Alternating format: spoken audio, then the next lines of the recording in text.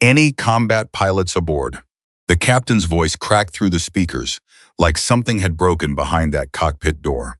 Not pilots, not flight crew, not anyone with aviation experience. Combat pilots. 200 passengers froze.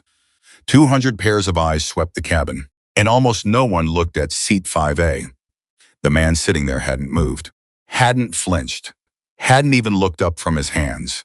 He had heard everything. He always did. Before we go any further, if this is your first time here, hit that subscribe button right now and follow this story all the way to the end. And drop a comment telling me what city you're watching from. I want to see how far this story travels. Now let's go.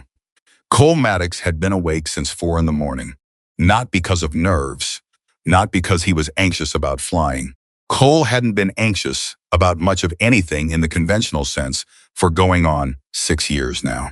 Anxiety required a person to care about outcomes. And somewhere between the mountains of eastern Afghanistan and the flat, gray, rain-soaked streets of Tacoma, Washington, Cole had learned to keep his expectations narrow and his emotional investments smaller. He cared about his motorcycle. He cared about his chapter. He cared about Megan, his younger sister, 29 years old now, living up in Anchorage with her boyfriend and a rescue dog named Pistol, trying to build something steady while Cole continued drifting in circles below her. He cared about Megan more than he'd admitted to anyone, including himself. That was why he was on the plane. He'd bought the ticket 3 weeks out, which for Cole Maddox was practically advanced planning. He'd thrown 2 days' worth of clothes into a duffel, ridden his bike to a buddy's place in Renton, caught a rideshare to SeaTac, and moved through the airport the way he moved through most places quietly, watching, not particularly interested in conversation. The leather vest had drawn attention immediately. It always did. The Hell's Angles patch across the back was the size of a dinner plate, and Cole had long since stopped registering the double takes people gave it. You wore your colors. You accepted what came with them. That was the deal. The vest was his. The patches were earned. The brotherhood was real in ways that most people who stared at those patches would never understand and probably never try to. He'd gotten through security without incident, which wasn't always guaranteed. He'd found a corner near his gate and sat with his back against the wall, watching the boarding area fill up, cataloging the space the way he always did in unfamiliar environments. Exit locations, crowd density, anything that moved against the current. Old habits that didn't switch off just because the threat level had dropped to 0. When boarding began, he'd waited until the middle of the line, tucked his duffel into the overhead, dropped into seat 5A by the window, and settled his arms across his chest. He was asleep before the boarding door closed. He woke up when the weight shifted beside him. Lauren Pierce arrived at seat 5B the way people arrived at seats next to strangers on aircraft, with the brief, calculating glance that said, "This is who I'm stuck with," before the professional composure locked back into place. She was sharp-featured, well-dressed, carrying a leather tote that probably cost more than Cole's entire wardrobe. And she had the look of someone who moved through airports so regularly that the whole ritual bored her, until she saw him. He watched her do the math, watched her eyes go from his face-weathered, blonde stubble growing toward a short beard, gray-blue eyes that gave away nothing down to the vest, across the patches and back to her tote bag, which she immediately pulled from beneath the seat in front of her and repositioned in her lap. Cole said nothing. Lauren said nothing either, which he respected more than he would have respected a polite attempt at conversation. She wanted her distance. Fine, he wanted his. She put in her earbuds. He closed his eyes again. Somewhere behind him, before the door sealed, he heard the voice, the low, deliberate voice of a man who didn't want to be overheard, but wasn't quite managing it. "Excuse me." A tap on a flight attendant's arm. "I'm sorry, but I just need to. Is there anything that can be done about the individual seated in 5A via the vest?" "I'm not saying he's done anything. I just feel like that kind of..." "Sir, the passenger has cleared security and is seated. Is there anything I can help you with?" "I just think that it sends a certain kind of message. You know, some of us are uncomfortable." Cole kept his eyes closed. He heard the flight attendant pause. The brief, professional pause of someone choosing very carefully between what they were thinking and what they were allowed to say. "I'll note your concern, sir. Can I get you anything before we push back?" The man muttered something and went quiet. Cole exhaled slowly through his nose and let the ambient noise of the aircraft replace everything else.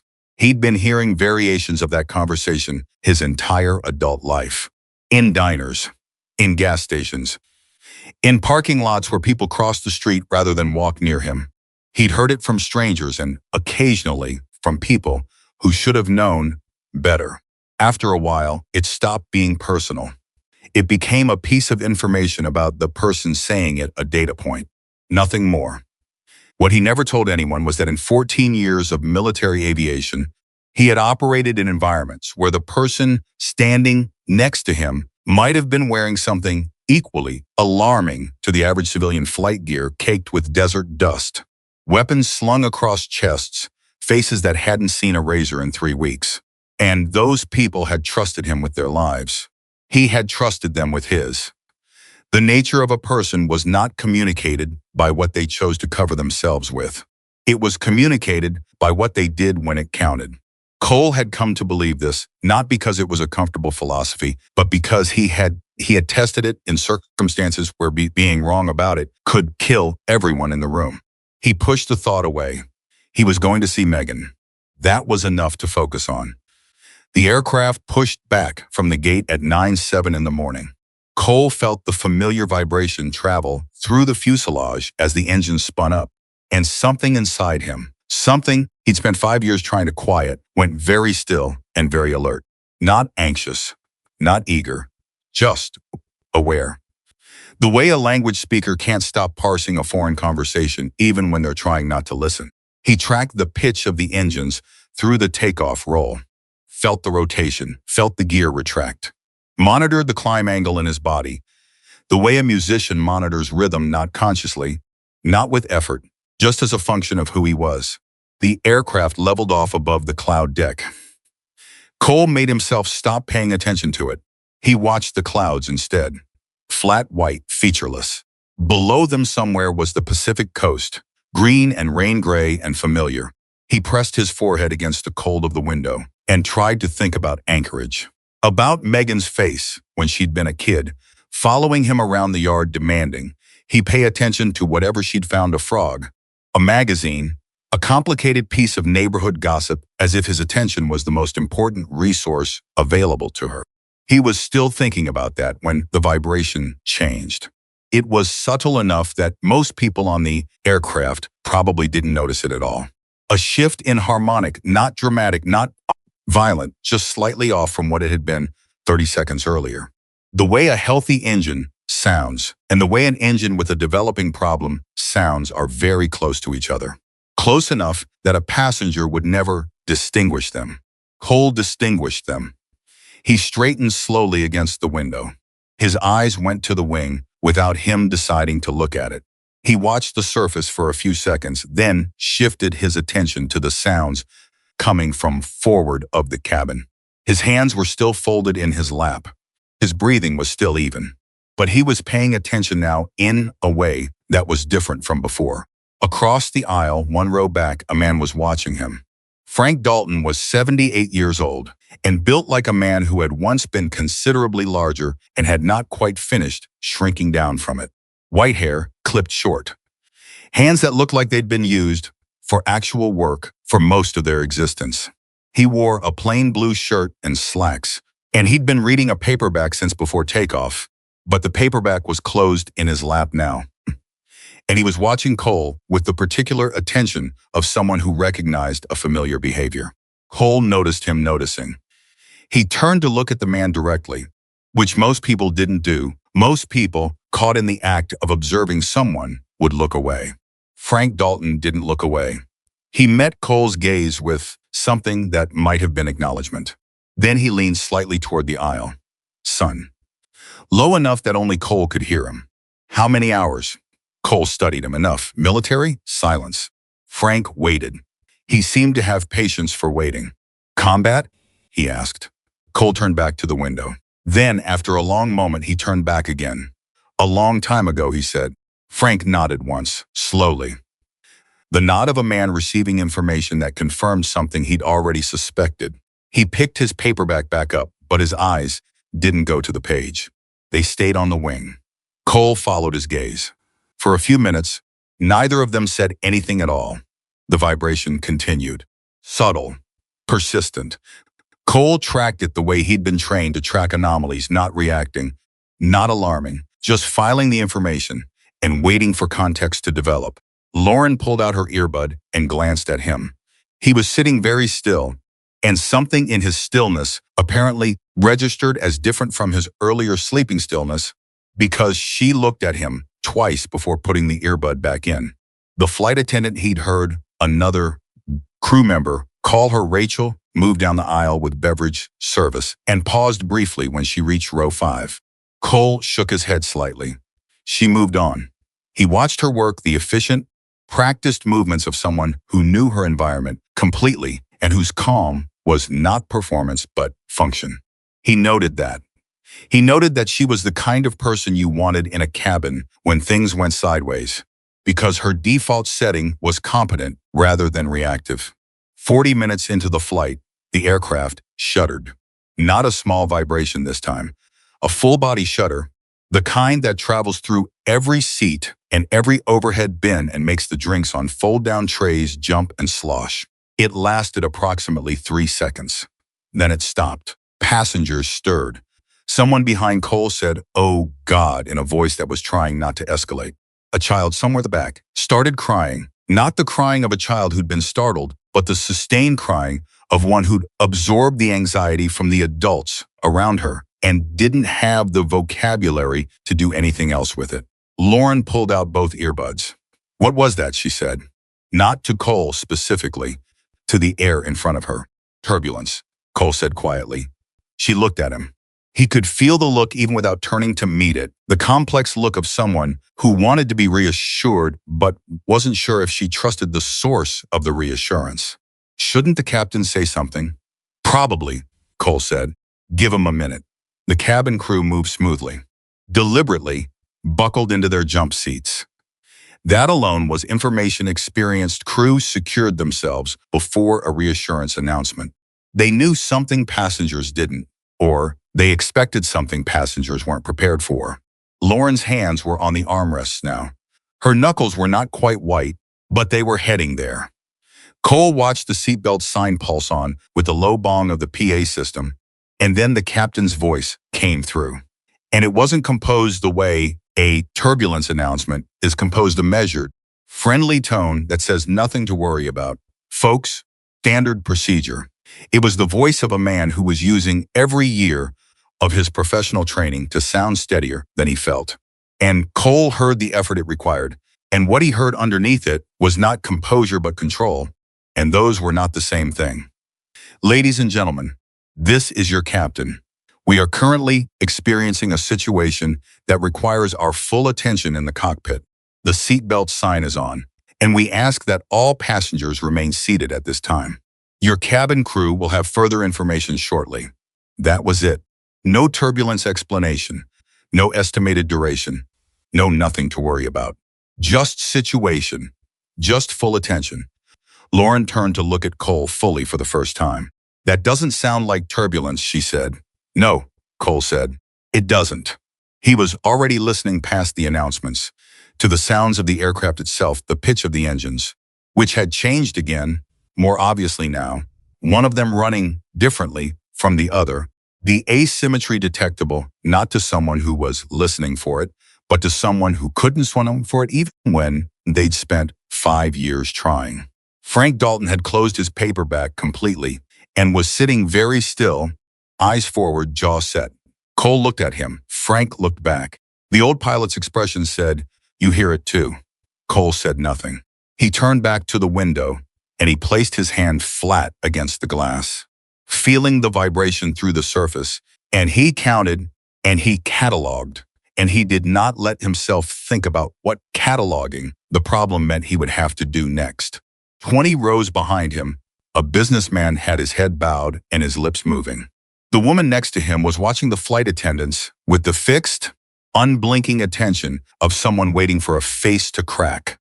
A young couple 3 rows back were holding both of each other's hands in one complicated knot between their seats. Forehead pressed to forehead, not talking. Cole saw all of this. He did not yet move. The PA clicked again. And what came through this time was the wrong thing entirely. Ladies and gentlemen, it wasn't the captain this time. It was First Officer Noah Bennett, and he was young enough that his voice had not yet developed the years deep, practiced calm of a man who had delivered serious news to passengers 100 times.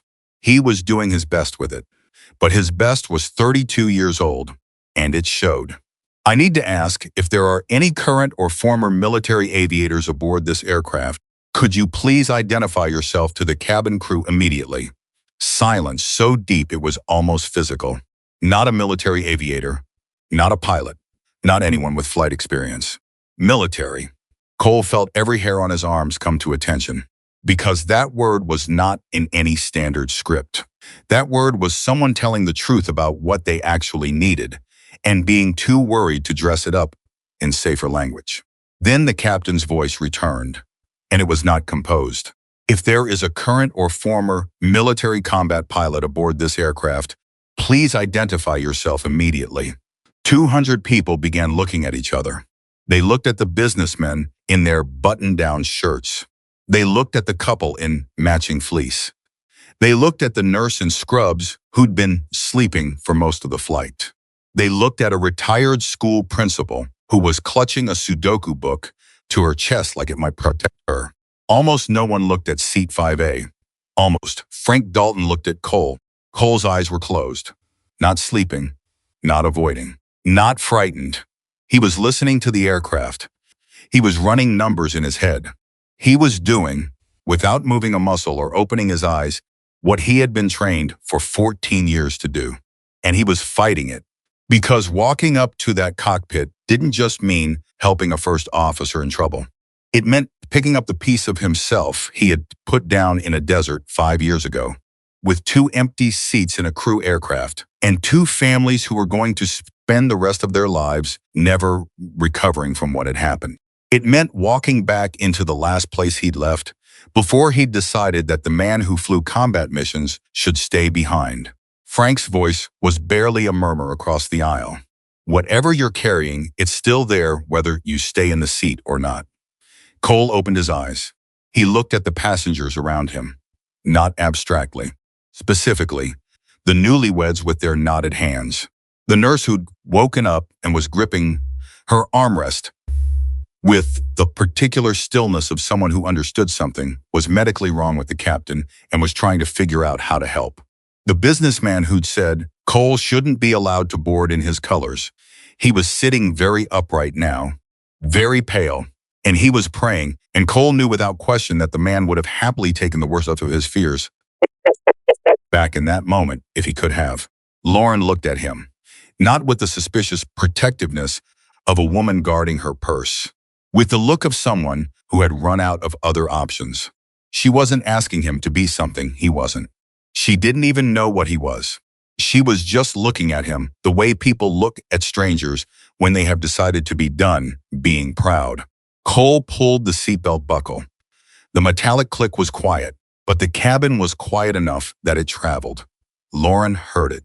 She stiffened. He stood up. He was tall enough that he had to tilt his head slightly under the overhead bins, and in the narrow aisle of the aircraft, the Hell's Angels colors across his back were impossible to miss. Several passengers saw him stand and watched with the particular attention of people who had given up pretending they weren't watching. Rachel Monroe was coming up the aisle when she saw him on his feet. She stopped. Her eyes went to the vest, back to his face. Cole said it low and without preamble. 14 years military aviation, combat qualified, fixed wing, multi-engine, emergency procedures, and I've put aircraft down in conditions I don't want to describe right now. I can help. Rachel held his gaze for 3 full seconds. She glanced back toward the cockpit door. Then she looked at him again and said, "Follow me." As Cole moved up the aisle, he became aware of something he hadn't expected. Nobody spoke. Nobody made a sound. 200 people who had spent the better part of an hour quietly making their assessments about the man in seat 5A watched him walk toward the front of the aircraft. And what they felt was not reassurance, not yet. Too much uncertainty for reassurance, but something earlier than that. Something that lived just ahead of hope when hope hadn't formed yet. The businessman who had complained to the flight attendant watched Cole pass his row without a word. Frank Dalton gave a single slow nod. The nurse met his eyes as he passed. She looked like she wanted to say something and didn't know where to begin. The newlywed husband looked at his wife. Neither of them said anything. Lauren turned in her seat and watched him walk away from her. And for the first time in this flight, she wasn't holding her purse. Her hands were in her lap, open. Rachel knocked twice on the cockpit door and announced herself, then pushed it open. The first thing Cole registered was the smell of the cockpit, familiar in the most cellular way possible, aviation equipment and recycled air, and the particular focus of people in the middle of a problem. Then he registered the sounds, the radio traffic, the low alarm cadence of a warning system, the instruments. Then he registered Noah Bennett. The first officer was managing the aircraft alone, and he was doing it well enough. The aircraft was still flying, which meant the fundamentals were intact, but his attention was spread across too many things simultaneously, and Cole could see in the set of his shoulders and the micro speed of his eyes that he was approaching the edge of what one person could manage without losing something important. Captain Harrison Grant was reclined in his seat at the wrong angle. His face was wrong. His color was wrong. The emergency was not mechanical, or not only mechanical. The captain had suffered something, and the severity of it was written in the way the first officer kept glancing left and then forcing his eyes back to the instruments. Because looking at the captain was not currently useful, and he knew it, and he couldn't stop doing it anyway. Cole stepped into the cockpit. Noah turned his head fast. He took in the vest, the patches, the tattoos on Cole's forearms. His expression did the thing. Most people's expressions did the brief, involuntary sequence of assessment and uncertainty. Cole didn't wait for it to resolve. Cole Maddox, 14 years military aviation, combat qualified, fixed wing, multi-engine. What's your status? Noah stared at him for one beat, then two. Something in Cole's voice, not the words, but the structure of them, the economy of them, the precision of them reached through the uncertainty and found something more fundamental than suspicion. Engine 2 is down, Noah said. We've got a hydraulic warning on the primary system and a partial on secondary. Captain Grant had some kind of cardiac event approximately 12 minutes ago. I've got a passenger who's a physician managing him back there. We're at 9,200 feet, and I've been trying to calculate a diversion. Cole was already looking at the instruments as Noah spoke. What's the nearest airport with sufficient runway length? Juneau. Weather? Noah pulled up the screen. Cole leaned forward and read it himself, not because he didn't trust Noah's read, but because reading it himself was faster. Fuel state? We can barely. ATC aware? Declared emergency 6 minutes ago. Cole straightened. He looked at the captain once, a direct, clear assessment that took in everything, and drew its conclusions without sentiment. Then he looked at Noah. You've been doing the right things, Cole said. All of them. You haven't lost anything that matters. That ends now, Noah blinked. What ends? Doing this alone, Cole said. What do you need from me first? And Noah Bennett, 32 years old, 6 years of airline experience, and approximately 12 of the most difficult minutes of his professional life behind him, exhaled for what felt like the first time since the captain had gone down. He told Cole what he needed, and they began. What Cole didn't say, what he couldn't say yet, was that sliding into that right seat felt like pressing a hand against a wound he'd convinced himself had healed. The instruments were familiar the way a childhood home is familiar after years away. The layout hadn't changed. Aviation didn't change the way other things changed. The gauges sat where they'd always sat. The controls responded the way controls had always responded. On the part of Cole's brain that had been trained across 14 years and more flight hours than he cared to count, simply woke up the way a language wakes up when you hear it spoken again after years of silence. He didn't want it to feel that way. He wanted it to feel foreign. Wanted the distance he'd constructed to hold. It didn't. Talk to me about the hydraulic warning, Cole said. His voice was even. Controlled. He wasn't performing calm, he was using it. The way you use a tool. Noah pulled up the secondary display. Primary hydraulic went into degraded mode about 4 minutes before I called for help. I've been running on secondary. It's holding, but the pressure's been trending down for the last 8 minutes. Slowly or fast, slowly. But it's not stopping. Cole looked at the trend line, ran the numbers in his head. What's our current altitude and airspeed? 9,200, 240 knots. We need to come down, Cole said. Lower altitude puts less stress on the system and gives us more options if secondary goes completely. Take her down to 7,220 knots. Smooth descent, no rush. Noah nodded and began the adjustment. His hands were steady on the controls, steadier than Cole had expected, and he noted that because it mattered. This was not a pilot who had broken. This was a pilot who had been stretched past the design load of being alone. There was a difference. ATC, Cole said. What did they give you? They cleared us direct Juneau. Runway 8. They've got emergency services standing by. How far? 112 nautical miles. Cole calculated. Fuel, speed, hydraulic trend, captain's condition. The weather data he'd read from the screen 30 seconds ago sat in his mind like a loaded question he hadn't answered yet. He filed it. Not because it wasn't important, but because the order of things mattered. And right now the order was stabilize the aircraft, manage the systems, get the captain assessed, and then deal with the weather. The physician in the back, Cole said. How long ago did they go to the captain? About 8 minutes. I don't know what they're dealing with exactly. Rachel, the lead flight attendant, she's been relaying. Get Rachel up here. I need a medical status update. Noah reached for the interphone. Cole turned his attention back to the instruments, his eyes moving in the pattern they'd been trained to move, a continuous scan, methodical, never resting too long on any single readout, because the aircraft was a system, and systems communicated in patterns, not single data points. He could feel the asymmetry in the aircraft. Engine 2 was down, and the aircraft wanted to drift. Not aggressively, the autopilot was correcting for it, but underneath the automation, the pull was there. Cole felt it, the way you feel a current in water when you're swimming against it. Constant, patient, waiting for the moment when the correction stopped. He made a small manual input, checked the result, made another. Behind him, the cockpit door opened, and Rachel came through, pulling it closed. She stood for a moment, looking at the back of Cole's head, at the Hell's Angles patch, at the breadth of his shoulders in that worn leather vest. And whatever she was feeling about the situation, whatever strange and disorienting thing it was to walk into a cockpit and find a motorcycle club member in the right seat, she filed it away with the efficiency of someone who had been professionally calm in bad situations long enough to make it a reflex. Dr. Ellen Marsh, she said. She's a hospitalist, hospital-based physician. She's been assessing the captain for the last 10 minutes. His blood pressure is very low. She thinks it's a cardiac event, possibly a major one. She has aspirin from the medical kit, and she's monitoring.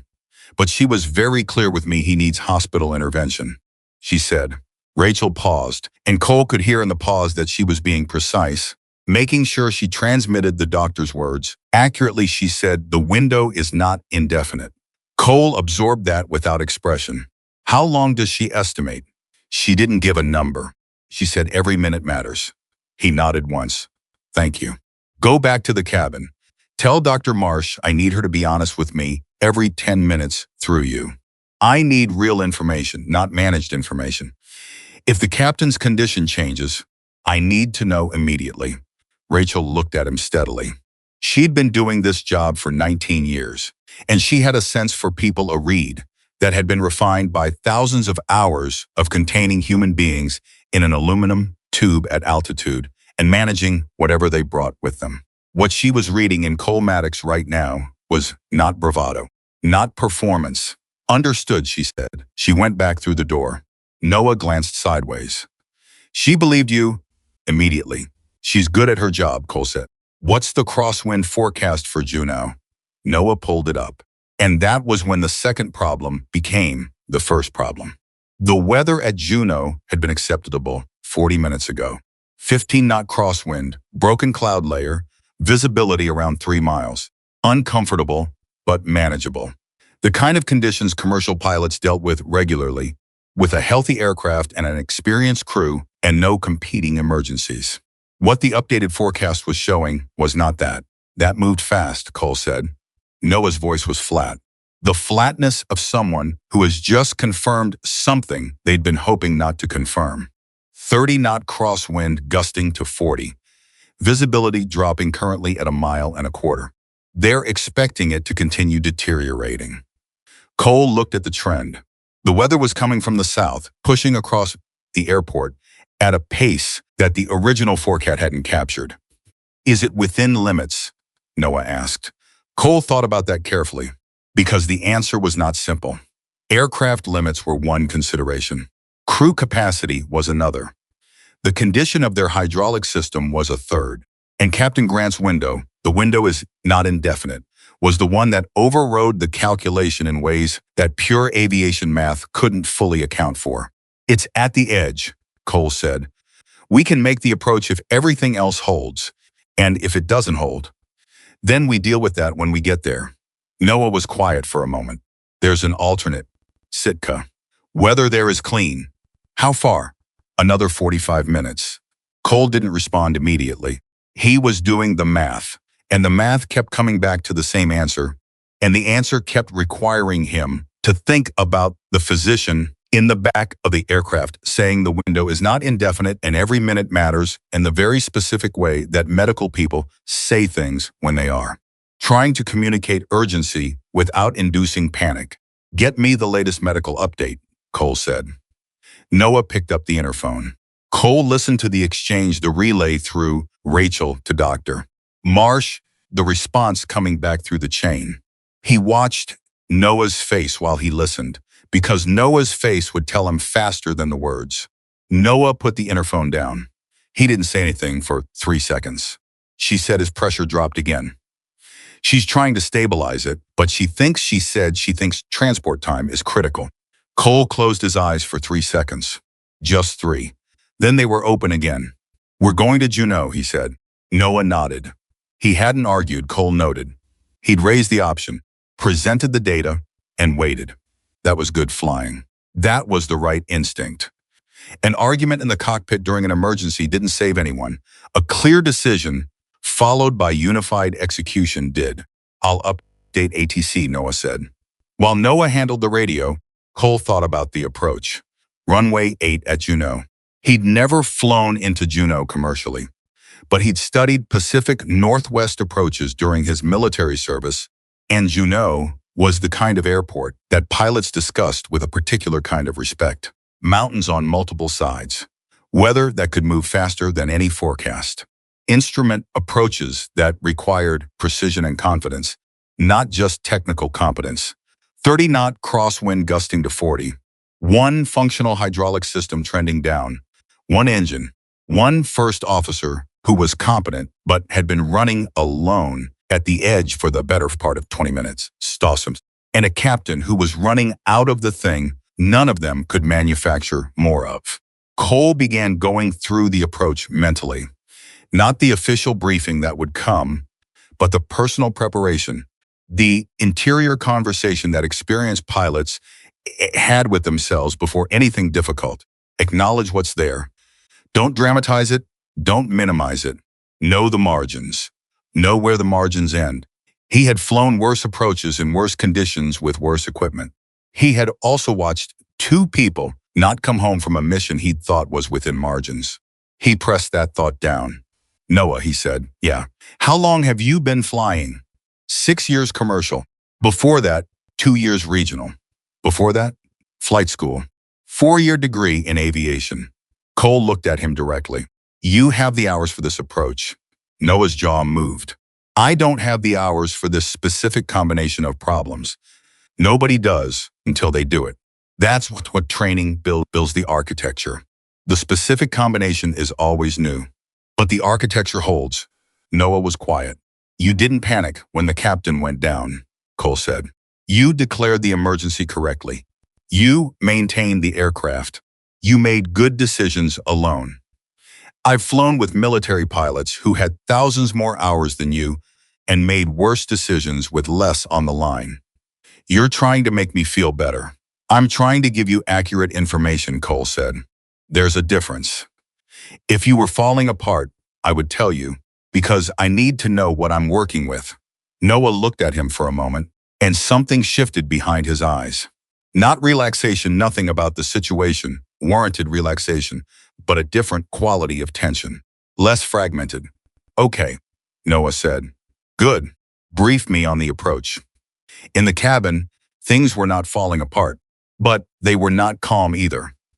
Rachel had returned to the passenger space with the particular grace of someone who was managing the emotional temperature of 200 people using body language and tone of voice as her primary tools. She moved without rushing. She spoke quietly to the flight attendants in the aft galley. She checked on the passengers in the rows closest to the front, where anxiety was highest because proximity to the cockpit door made people feel like they should be able to hear what was happening. Lauren was gripping her armrests.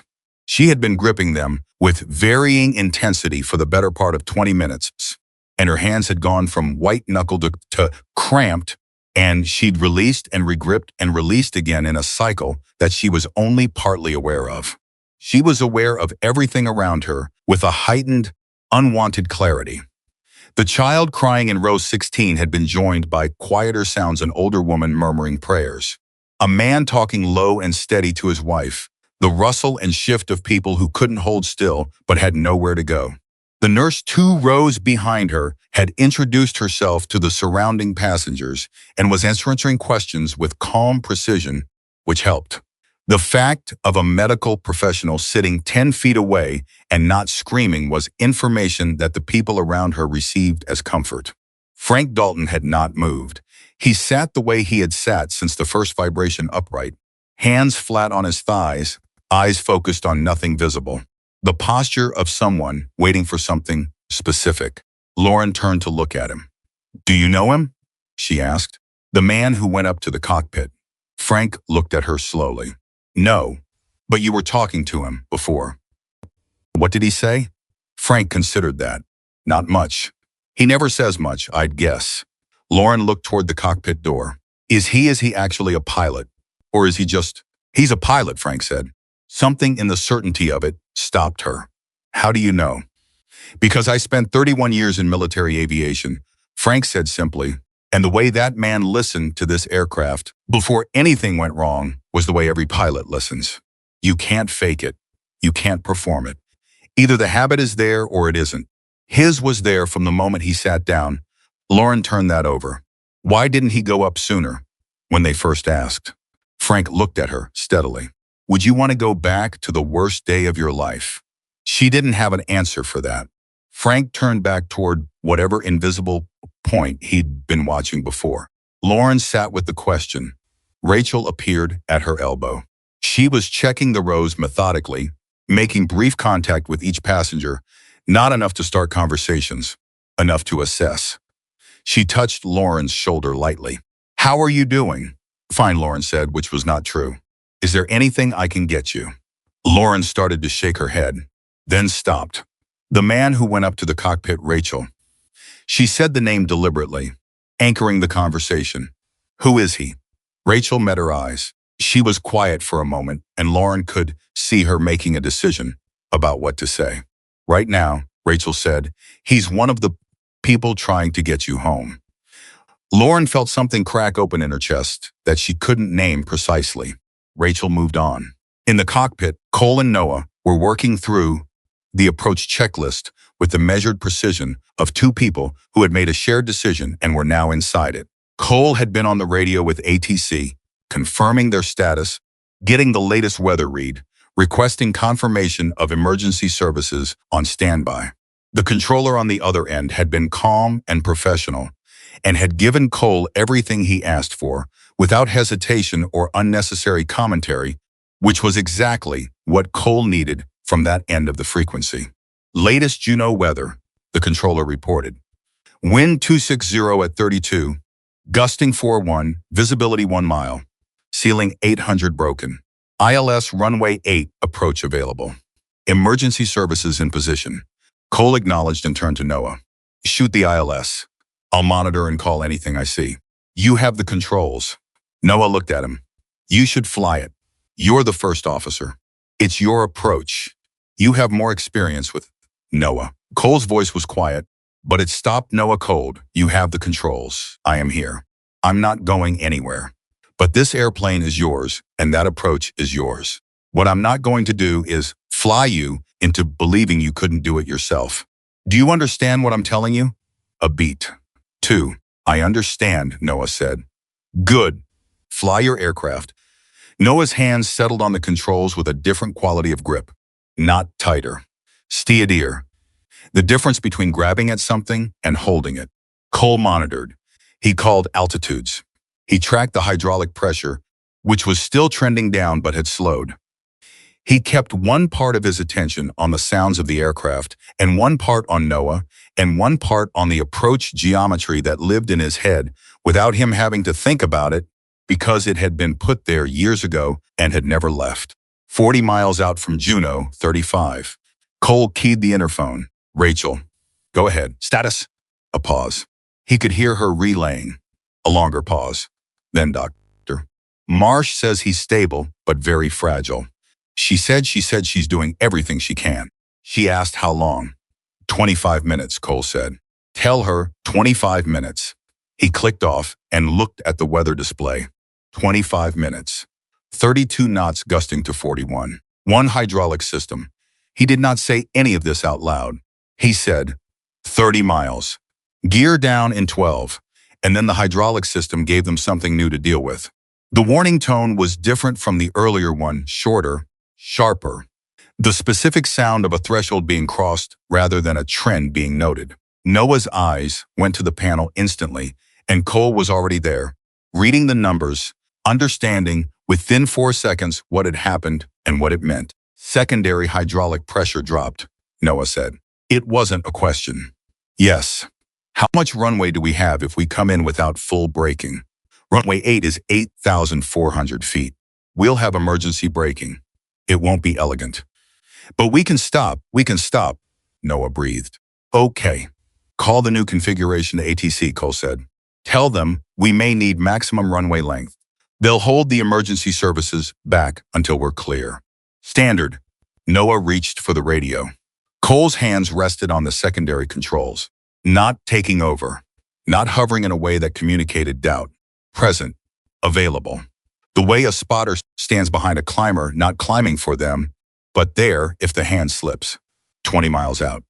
The cloud layer below them was solid and gray, and the Juneau coastline was invisible inside it, and the only path through it was the instrument approach, the radio signal from the ground that drew an invisible line through the gray and said, here, this is the way, follow this exactly, and what you cannot see will become visible when you are close enough to land. Noah began the descent. Cole called the altitudes. 2,000, confirmed. Gear. Noah reached for the gear handle. The gear deployed slower than normal, audibly slower, the hydraulic system working at reduced pressure to move the weight of the landing gear into position. Cole tracked the indicator lights. Green, green, green. Gear down and locked, he said. 3 green. Confirmed, Noah said. Flaps to approach. The flaps moved. Cole watched the pressure gauge. The hydraulic pressure indicator dropped another increment. He noted it, filed it. Did not say it out loud because the information was manageable and saying it would cost Noah something he couldn't afford to spend right now. 15 miles, ATC said. Wind 250 at 34, gusting 4-3. The crosswind had picked up. Cole felt it in the aircraft, the pressure coming from the left side, the aircraft wanting to crab into it, Noah compensating with right rudder and left aileron, holding the aircraft on centerline through the drift of the wind with the particular physical persistence of instrument flying in crosswind conditions. You're doing it, Cole said. Not encouragement. Information. Don't tell me that, Noah said. I'll start thinking about it. Cole almost smiled. 10 miles, he said instead. Cleared to land. The gray outside the windshield was absolute. No horizon. No reference. Nothing but the instruments and the radio signal and the two of them inside the cone of concentration that the approach had created. Cole had been inside this cone before, many times, in many aircraft, in conditions that had ranged from uncomfortable to the kinds of things he chose not to think about in daylight. He knew how to be here. Monitored. Called. 500 above minimums. Checked, Noah said. The crosswind pushed. Noah corrected, the aircraft held. 300 above. The gray outside didn't change. 100 above. Noah's breathing was audible. Controlled present. Minimums. Nothing visible. Cole held himself absolutely still. He did not take the controls. He did not speak. He counted. 1, 2. And then Noah said, his voice cracking clean with it. Runway. Lights. Pavement. The end of the gray, close and real and there. Cole saw it a half second after Noah called it, and he saw that they were slightly left of center line, drifted by the gust, and he saw Noah see it, and he watched Noah's correction, not overcorrection, not panic, a precise and economic input that brought the nose back to the center line with the quiet competence of someone who knew exactly what he was doing. The main wheels touched. Cole felt it through the airframe. Firm, straight. Noah had it. Cole reached for the thrust reversers on instinct. His hand was there before he consciously decided, and Noah's hand came up alongside it. And for 1 second, they were both on the controls, and then Cole pulled back. You've got it, he said. All yours. Noah deployed reversers. Cole monitored. The aircraft slowed. The emergency braking was rough but effective. The nose came down. The aircraft tracked straight. The end of the runway was still distant when they reached taxi speed. And Cole felt something happen in his chest that had nothing to do with aviation mechanics. Braking action good, Noah said. We're down. He brought the aircraft to a stop. For a long moment, neither of them said anything. The radio crackled with ATC clearing the emergency vehicles. Noah's hands came off the controls. Cole watched him stare at the instrument panel. Watched the breath leave his body in a long, shaking exhale. Watched the 20-plus minutes of compressed emergency begin to decompress. You brought it in, Cole said. Noah shook his head slightly. You had the controls, Cole said. That was your landing. Noah turned to look at him. The young first officer's face was tired, in a way that went deeper than the last half hour. Tired in the way of someone who had found the edge of themselves and was only now beginning to understand how close they'd come to it. Thank you, Noah said. Cole looked at him for a moment. Then he looked at the cockpit that had felt like a wound when he walked into it and felt like something different now. Something he didn't quite have a word for yet. Go check on your captain, he said. Noah's hands were still shaking when he unclipped his harness. Not from fear. Not exactly. It was the particular tremor that comes after the body has been running at a frequency it wasn't designed to sustain for long. And the frequency has finally dropped, and the muscles don't know what to do with the sudden absence of demand. Cole recognized it because he'd had it himself more than once. In the seat of an aircraft that had just come through, something it shouldn't have had to come through. He said nothing about the shaking. Noah stood, steadied himself against the back of the captain's seat, and looked down at Harrison Grant. The captain's color was still wrong. His breathing was shallow and too fast, and had the quality of breathing that's working harder than it looks like it's working. Dr. Ellen Marsh was crouched beside him with 2 fingers on his wrist and her eyes on her watch. And she didn't look up when Noah came through the door. We're on the ground, Noah told her. I heard, she said. He needs the paramedics immediately. Don't move him until they have a stretcher. They're coming up the jetway now. She nodded. Still not looking up. Good. Cole stayed in the right seat. He wasn't ready to get up yet, and he knew it. And he gave himself the 30 seconds to simply sit in the aircraft that had just stopped moving and breathe. Outside the windshield, the emergency vehicles had positioned themselves alongside. Lights going, And the controlled motion of trained responders moving toward a specific problem was oddly calming the sight of competence organized and deployed, people who knew exactly what they were doing, arriving at exactly the right moment to do it. He put his hands flat on his thighs. He looked at the instruments. The hydraulic system pressure was sitting at a reading that would have triggered mandatory grounding checks in any regular operation. The right engine instruments were cold and quiet. The aircraft had made it to the runway on what amounted to one engine and a prayer offered to a hydraulic system that had held longer than it had any obligation to. Cole had flown worse. He had also flown better. What mattered was the outcome, and the outcome was 214 people breathing, which was the only metric that ultimately counted. He made himself stand. The cockpit felt different when he stood than it had when he'd sat down in it 45 minutes ago. He couldn't have explained the difference in technical terms, and he didn't try. He just noted it, the way you note a change in weather, not analyzing it, just registering that something had shifted. He pulled the cockpit door open and stepped back into the cabin. He was not prepared for what was on the other side of it. The cabin had gone silent. Not the silence of fear, that silence had a texture to it, a compressed, pressurized quality that he'd felt when he'd walked up the aisle the first time. This was different. This was the silence of 200 people who had been running on adrenaline for the better part of an hour and had just had the ground returned to them, and who were now suspended in the strange, weightless moment between the emergency ending and the understanding of it beginning. Every face in his line of sight was turned toward him, not at the vest, not at the patches, not at the tattoos on his forearms or the faded jeans or the heavy boots. They were looking at his face with the kind of direct, uncomplicated attention that people reserve for moments when the usual filters have been burned away. Cole stopped. He had expected the relief. He had expected the questions, the noise, the cascade of emotion that follows a sustained threat. He had not expected the silence. He stood in it for a moment, not knowing quite what to do with it, and then Rachel was beside him. "Paramedics are boarding from the forward door," she said quietly. "Can you step to the side to give them access?"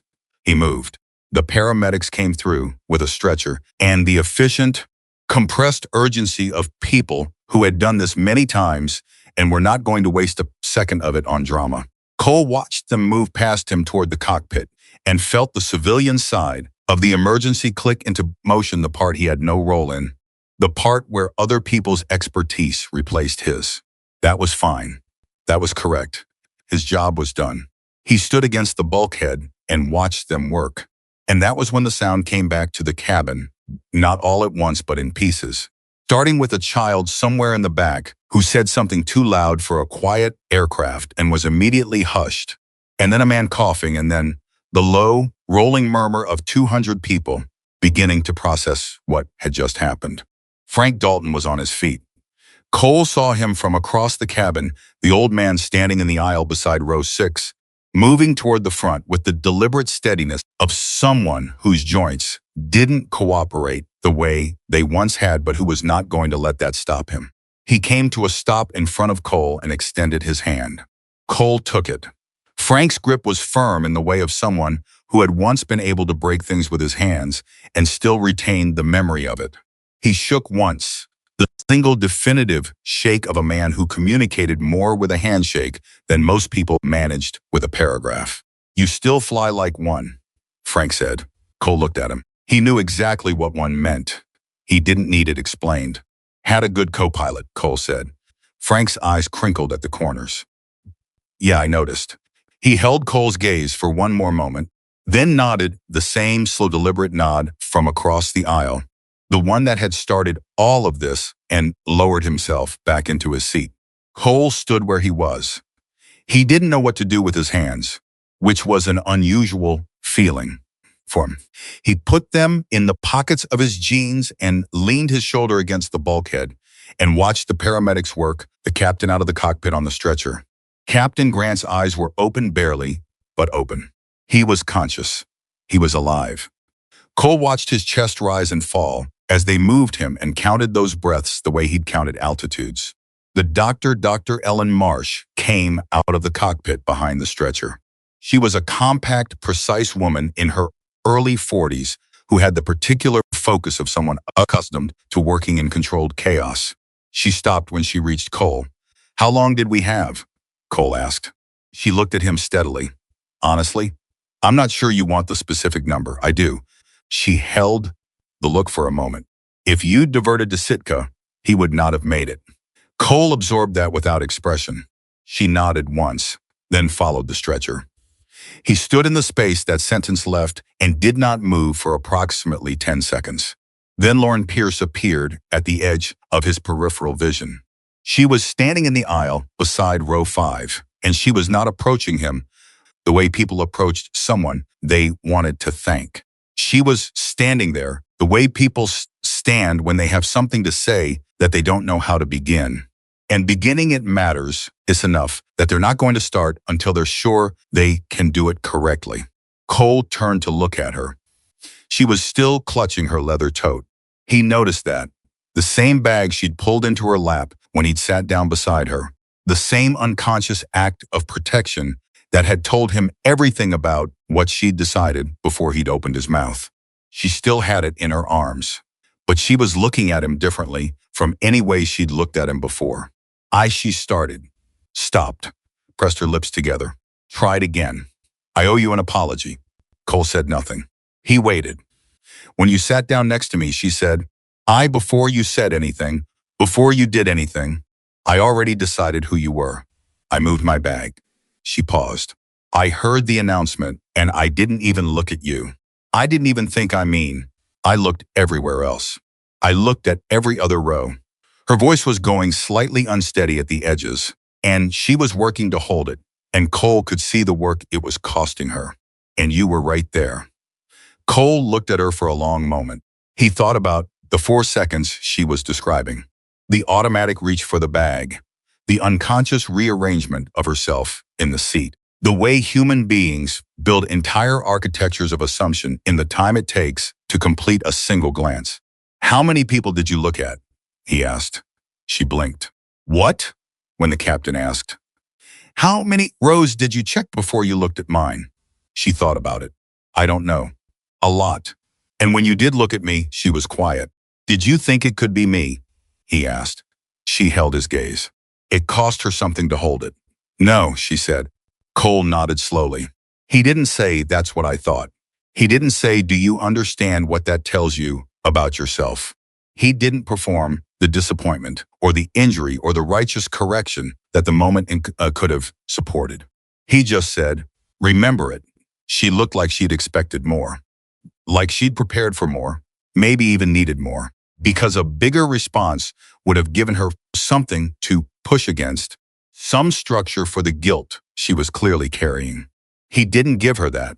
"I treated you like you were the threat," she said, her voice lower now. "And when the actual threat came, you were the one who walked toward it." "I'm a biker," Cole said. "Not a saint. I didn't walk up there to prove a point." "Why did you walk up there?" He thought about Frank Dalton's voice across the aisle. "Whatever you're carrying, it's still there, whether you stay in the seat or not." He thought about the newlyweds with their knotted hands, about the nurse who'd been managing her own fear through competence, about the businessman praying in a seat he'd thought was safe from exactly the kind of man who had just landed the aircraft he was sitting in. "Because it needed doing," Cole said. "That's all." Lauren's eyes were bright in the way of eyes that are working very hard not to go further than bright. She nodded. Then she looked down at the tote bag in her arms, and she lowered it slowly, and she set it in the seat beside her. Not because the gesture was symbolic, because she finally didn't need it there. Cole watched her do it. He looked away first. In the back of the cabin, a round of applause started, spontaneous, uncoordinated, the kind that begins with one person and catches like something flammable, spreading row by row until the whole space was filled with it. Cole heard it the way you hear something from underwater present, registered, not quite landing the way it was supposed to. He wasn't sure what to do with applause. He had never been sure what to do with applause. He pressed his back against the bulkhead and crossed his arms and waited for it to run its course. And when it did, Noah came out of the cockpit. The first officer looked hollowed out in the specific way of someone who has been running at maximum capacity for an extended period and has now been permitted to stop. His uniform was still clean, his tie still straight, but something in the set of his face had changed. Some quality of composure that had been performing itself in the cockpit had relaxed, and what was underneath it was younger and more uncertain and entirely human. He came to stand beside Cole. "How are you doing?" Cole asked. Noah laughed once, without much humor in it. "That's about right. The captain is alive." "I know." But Noah stopped, looked at the floor. "She said he wouldn't have made it to Sitka." "I know," Cole said again. Noah was quiet for a moment. "You knew that when you made the call. You already knew it and you didn't say it. Saying it in the cockpit doesn't help you fly the approach." Noah turned to look at him. "How do you do that? How do you hold all of that information and just—" He made a gesture that didn't quite land on a word. "You compartmentalize," Cole said. "You do it until the compartment holds, and then you do what's in front of you. When it's over, you deal with what you put away." "And do you actually deal with it?" Cole thought about 5 years of leather and motorcycles and the deliberate project of not thinking about what it felt like to be in the right seat of an aircraft. He thought about the specific gravity of that cockpit door opening, and the way the instruments had looked familiar in the way of things you have tried unsuccessfully to forget. "Working on it," he said. Noah nodded like that was the most honest answer he'd heard in a long time. "The airline is going to want to talk to you," Noah said. "The NTSB will want a statement. They're going to want everything, your credentials, your service record, the specifics of every decision made up there." "I know. Are you okay with that?" Cole looked at him. "Why wouldn't I be?" "Because it'll make the news," Noah said. "It already is. Rachel says half the passengers have been on their phones since we stopped. There are going to be cameras at the gate." Cole absorbed that. He had not thought about cameras at the gate. He had thought about Megan, who was going to find out about this through whatever came through her phone first, and who was going to be furious and terrified in that specific order, and who deserved a phone call from him before that happened. He had thought about the ride from Juneau to wherever they were going to put the passengers while the airline sorted out the situation.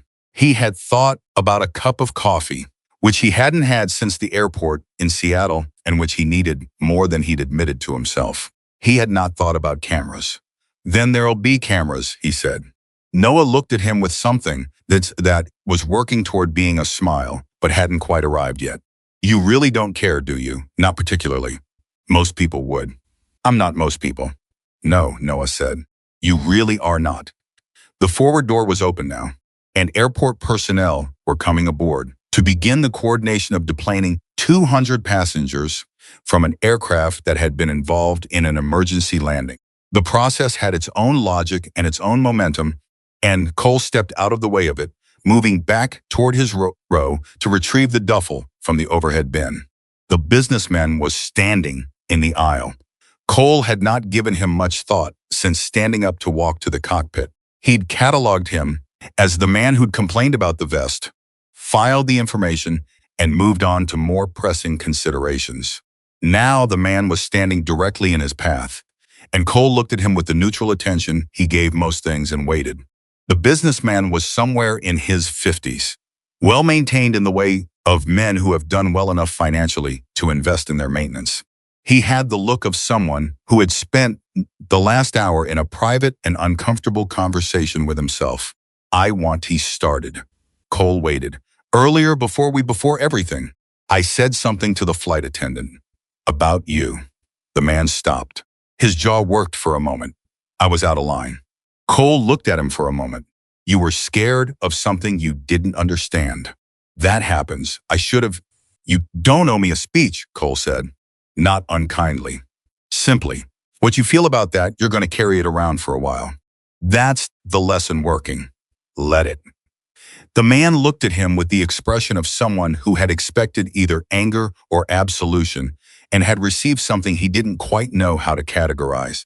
Cole reached past him to the overhead bin, pulled out his duffel, slung it over his shoulder. The nurse caught him in the aisle near row 8.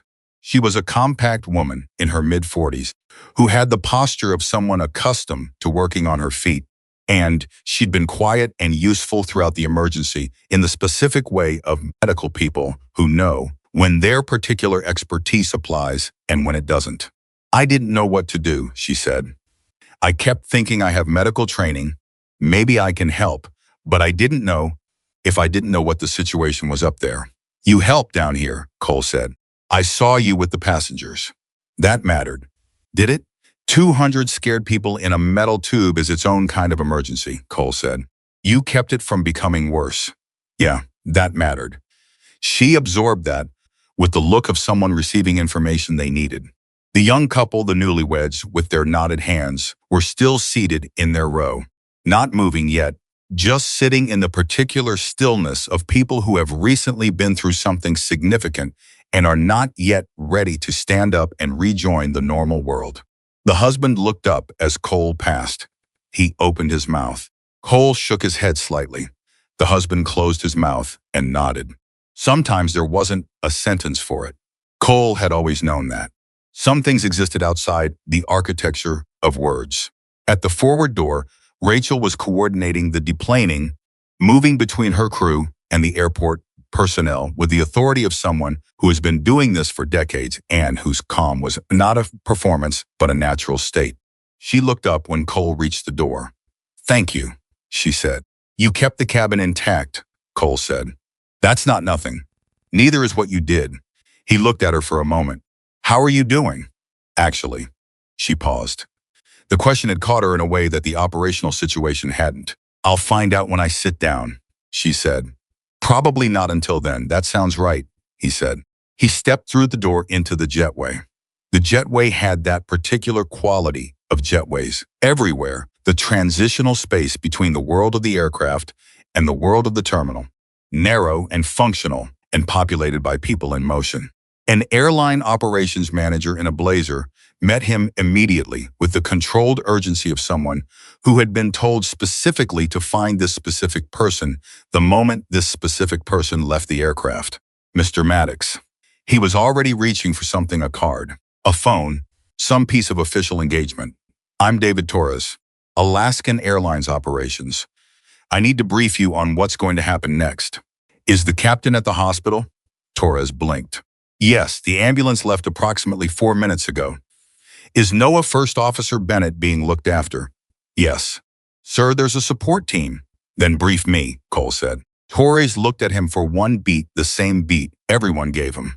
The involuntary recalibration between appearance and reality, and then launched into the logistics. NTSB notification had been made. FAA was aware there would be a debriefing. Cole would be asked to provide a formal statement. He was entitled to legal representation during that statement. The airline wanted to express its, "I don't need anything from the airline," Cole said. "I need a place to make a phone call." Torres adjusted. "Of course. Right through here." Cole followed him into a small operations room off the main terminal corridor.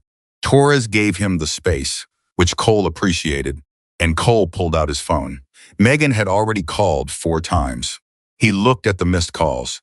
4 calls in, he checked the timestamp, the last 11 minutes. She'd heard.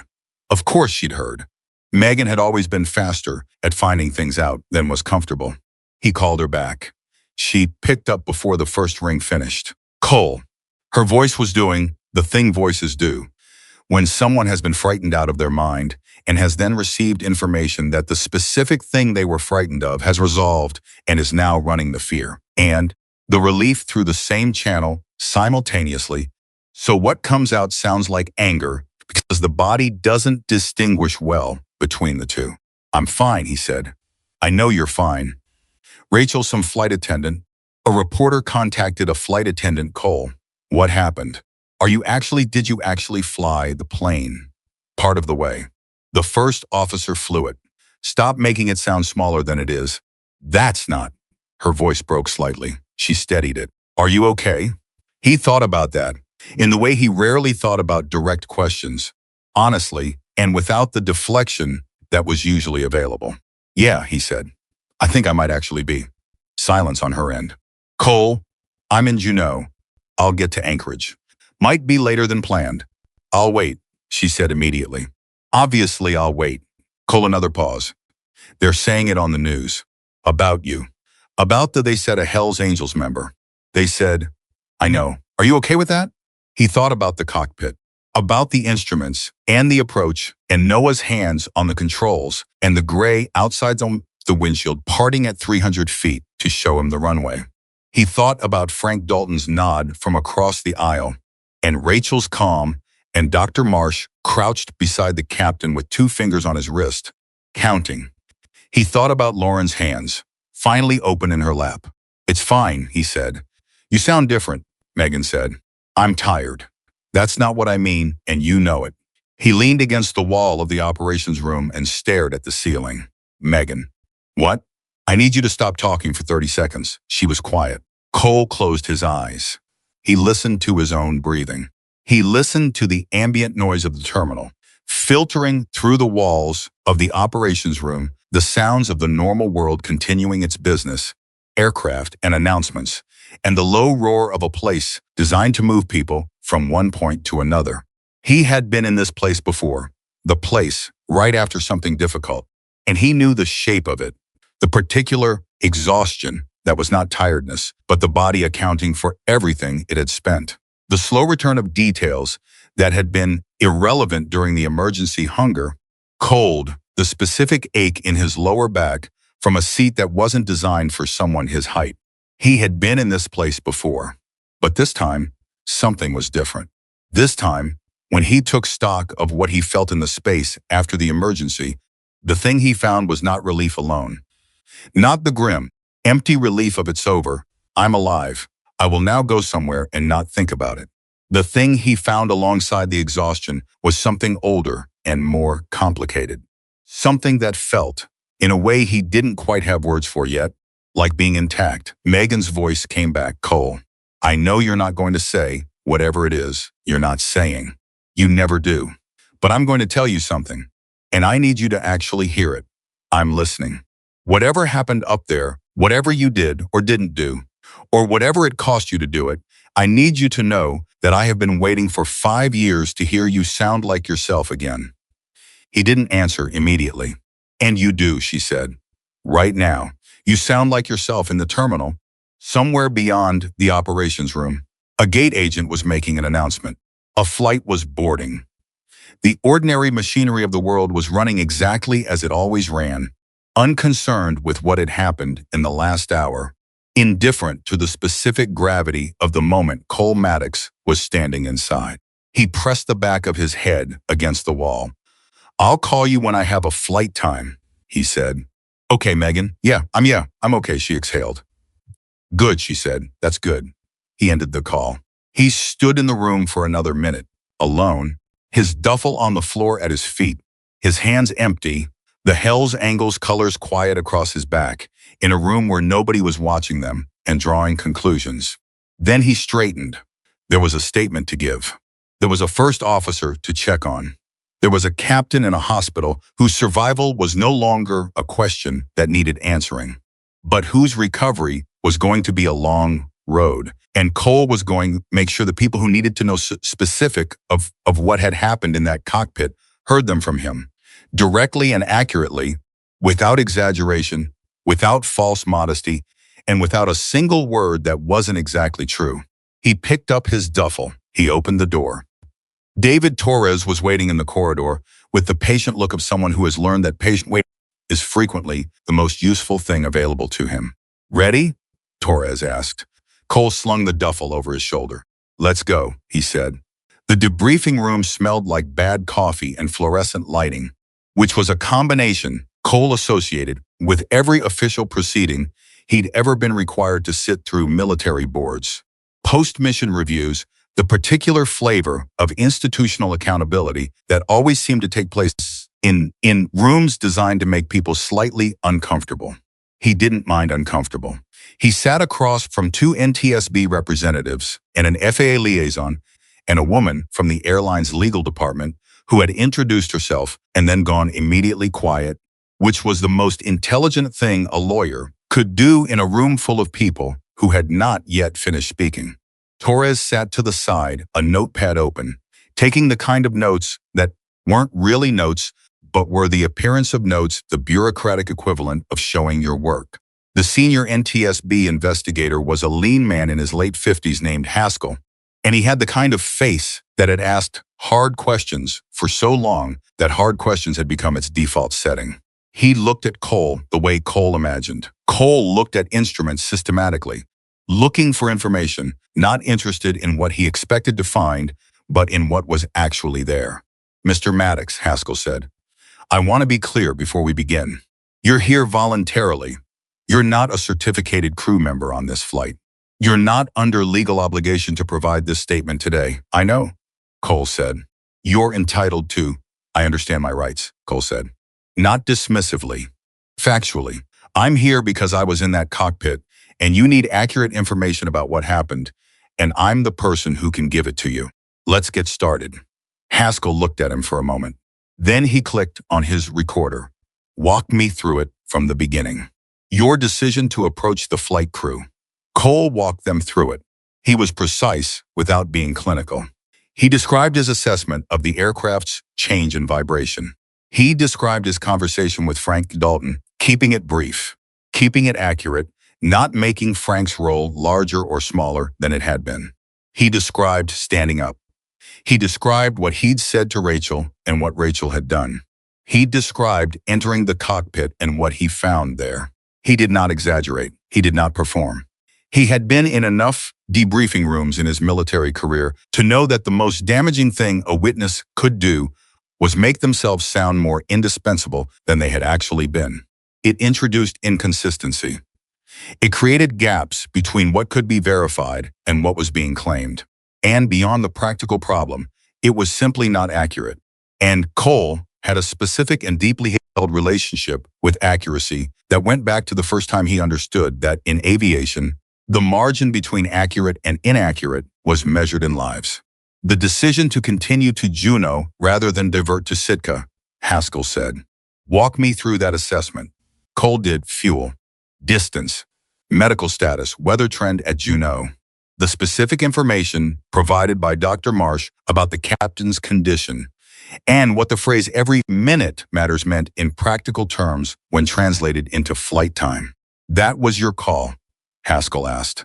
"It was a shared assessment," Cole said. "I presented the factors. First Officer Bennett made the final decision as the ranking crew member." Haskell looked up from his notes. "The first officer has stated that the decision was yours." Cole looked at him steadily. "The decision was made in the cockpit by both of us together. If First Officer Bennett told you it was mine, he's being generous. The math was mine. The decision was ours." The FAA liaison leaned forward slightly. "The approach itself. Describe the conditions and the execution." Cole described them. He described the crosswind, the hydraulic situation, the instrument conditions.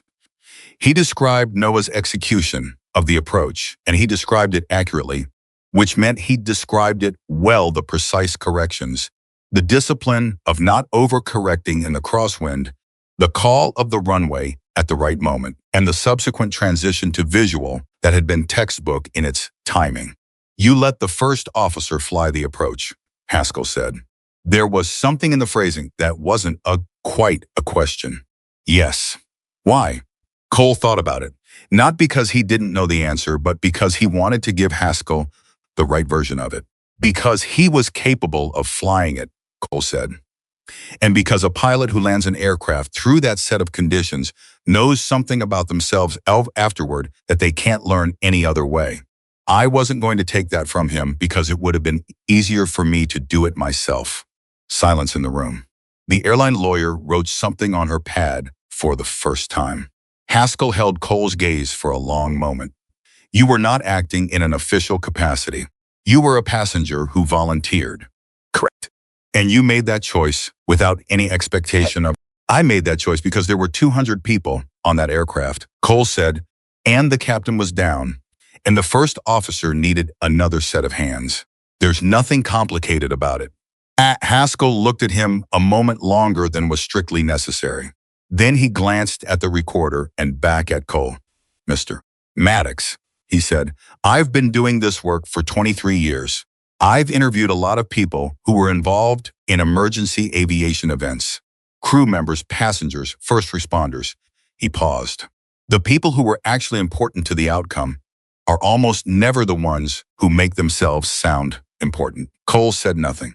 That's not a question, Haskell said. That's an observation. Cole nodded once.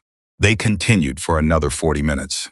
Cole answered everything they asked. He did not qualify, he did not minimize, and he did not elaborate beyond what was asked. When they were done, Haskell clicked off the recorder and extended his hand across the table.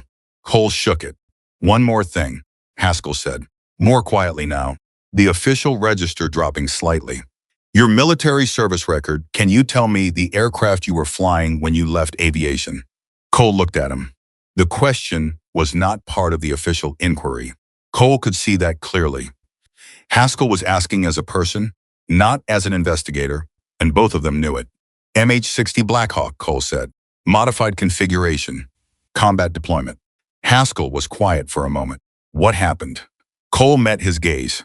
2 members of my crew didn't come home. Haskell nodded slowly. The nod of someone who has heard variations of that sentence enough times to understand the weight of everything it compressed. Today you brought everyone home, he said. Cole stood and picked up his duffel. Today, First Officer Bennett brought everyone home, he said. I just helped him see that he could. He left the room. The terminal was a different environment from the controlled quiet of the deep briefing room. The story had gotten out. Of course it had. It had been on phones before the aircraft finished rolling, and there was a small press presence near the gate area that Torres had warned him about and tried to position him to avoid.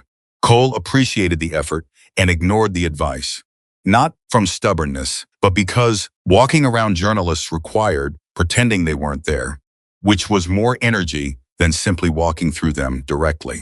A reporter with a camera behind her caught him at the edge of the gate area. Mr. Maddox, can you tell us what it was like in the cockpit? First Officer Bennett landed the aircraft, Cole said without stopping. He's the story. But you're the one who, Cole said, still moving. He kept that aircraft flying for 20 minutes before I ever got out of my seat. That's where your story is. He was through the cluster and into the main terminal before they could regroup. His phone had 37 new notifications. He didn't look at them. He found a coffee counter, got a large black, and stood at the counter and drank half of it in the first 30 seconds. It was mediocre coffee, and it was the best thing he'd tasted in hours. He finished it, set down the cup, and pulled out his phone to look at what needed looking at. The missed calls were Megan 4 times, 3 numbers he didn't recognize, which he didn't answer. 2 from Chapter Brothers, Dez and Marcus, whose names told him, without listening, the cabber, and that whatever they had to say would be delivered in the particular register of men who had been genuinely worried and were converting the worry into something louder and less vulnerable. He called Dez first. It rang twice. Cole Dez's voice was about half an octave below its normal register, which was Dez's version of emotion. You good? I'm good. What happened? I helped a first officer land a plane. A pause. That's all you're gonna give me. That's what happened. It's on the news. Cole, like the actual news, not just the local thing. They're running it. Cole rubbed his hand over his face. I know. You're wearing the vest. In every camera angle they got, you're wearing the vest. I'm always wearing the vest. Another pause. Different from the first one. Yeah, Dez said. Yeah, you are. His voice had shifted again into something that wasn't quite any of the things it had been before. You doing okay? Like for real? Cole thought about the cockpit. The instruments waking up like a language he'd stopped speaking. The approach through the gray. Noah's hands on the controls, finding what they were looking for. The aircraft stopping on the runway and the complete, definitive silence of an emergency that had run its course. Yeah, he said, I think so. You sound different, Dez said. That was twice now. First Megan, now Dez. 2 of the people who knew him best, both saying the same thing. I'll tell you about it when I get back, Cole said. You going to Megan's still? As soon as they sort out a flight. Okay, Dez paused. Cole, Yeah, the guys wanted me to look, we're not sentimental people. You know that. But they wanted me to tell you that we saw you on the news, and he stopped. Cole could hear him working through the syntax. What you did. The way you looked on the camera. That's what we are. Under all the another stop. You know what I mean. Cole knew what he meant. The Brotherhood wasn't leather and motorcycles. Though it was that too. It was something that lived under those things. Something that had to do with showing up when the thing in front of you needed doing, with the choice you made in the moment when choosing would have been easier than not choosing. You couldn't explain it to people who hadn't found their way into it. You could only live it in a way that made it visible. Tell them I know, Cole said. Tell them I'll see them when I get back. He ended the call. The airline had arranged a hotel for the affected passengers while they sorted replacement aircraft and rebooked connections. Torres found Cole near the coffee counter and informed him of this with the efficiency of someone working from a checklist. There was a room available. There was food. The airline wanted to ensure his comfort while they arranged his onward travel. Cole thanked him and asked about Noah. Torres hesitated in a way that told Cole the question had caught him slightly off guard. First Officer Bennett is with our employee support team. He's doing well considering. Can I see him before I go to the hotel? Torres made a call. 10 minutes later, Cole was being walked through a staff corridor to a small meeting room where Noah was sitting on a couch with a paper cup of tea that he wasn't drinking, staring at the middle distance with the 1,000-yard focus of someone who had arrived on the other eyes of an experience and was still accounting for everything they'd spent to get there. He looked up when Cole came in. Something in his face settled when he saw who it was. Cole sat down across from him. Torres withdrew and pulled the door mostly closed. How are they treating you? Cole asked. Well, Noah said. Too well. The kind of well that means they're worried about me. Are they right to be worried? Noah considered that with the care of someone who had recently learned to consider things carefully. I don't know yet. I think I'm fine. I think I'm going to be fine. But I keep running it back. The moment the moment he went down. I keep going back to that moment and I keep running through all the things I should have done differently. And stop, Cole said. Noah looked at him. The aircraft landed, Cole said.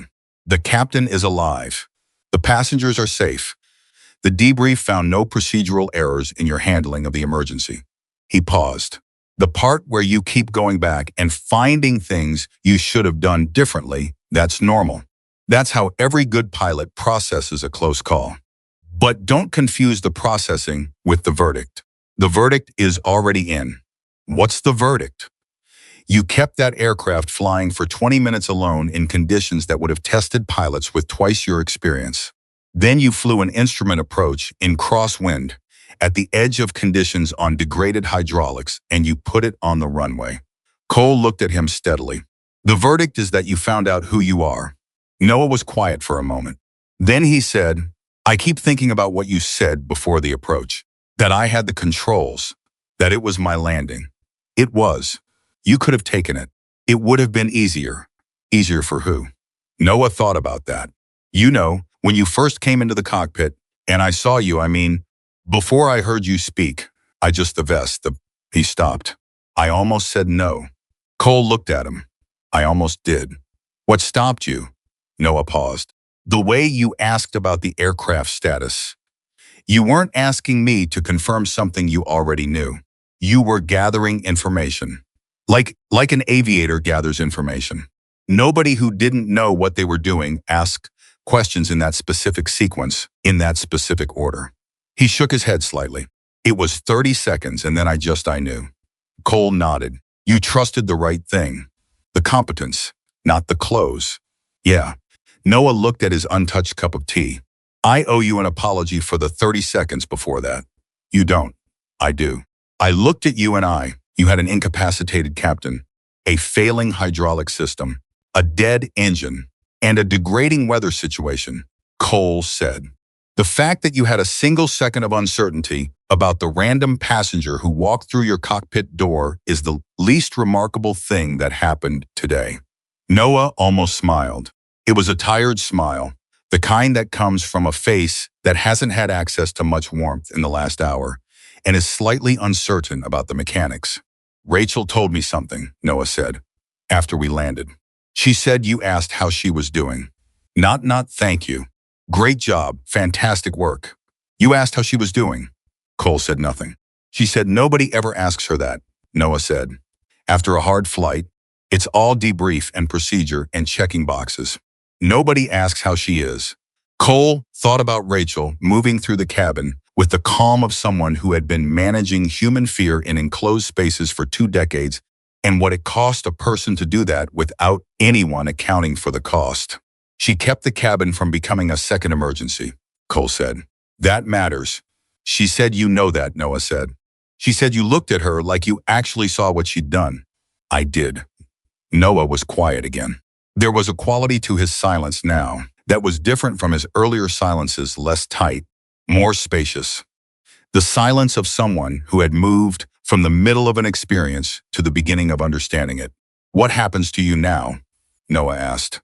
With the airline, with the NTSB, he gestured vaguely at the world outside the room. I give my statement, Cole said, which I've done. They'll verify my service record. Probably some media interest for a few days. And then I go to Anchorage and see my sister.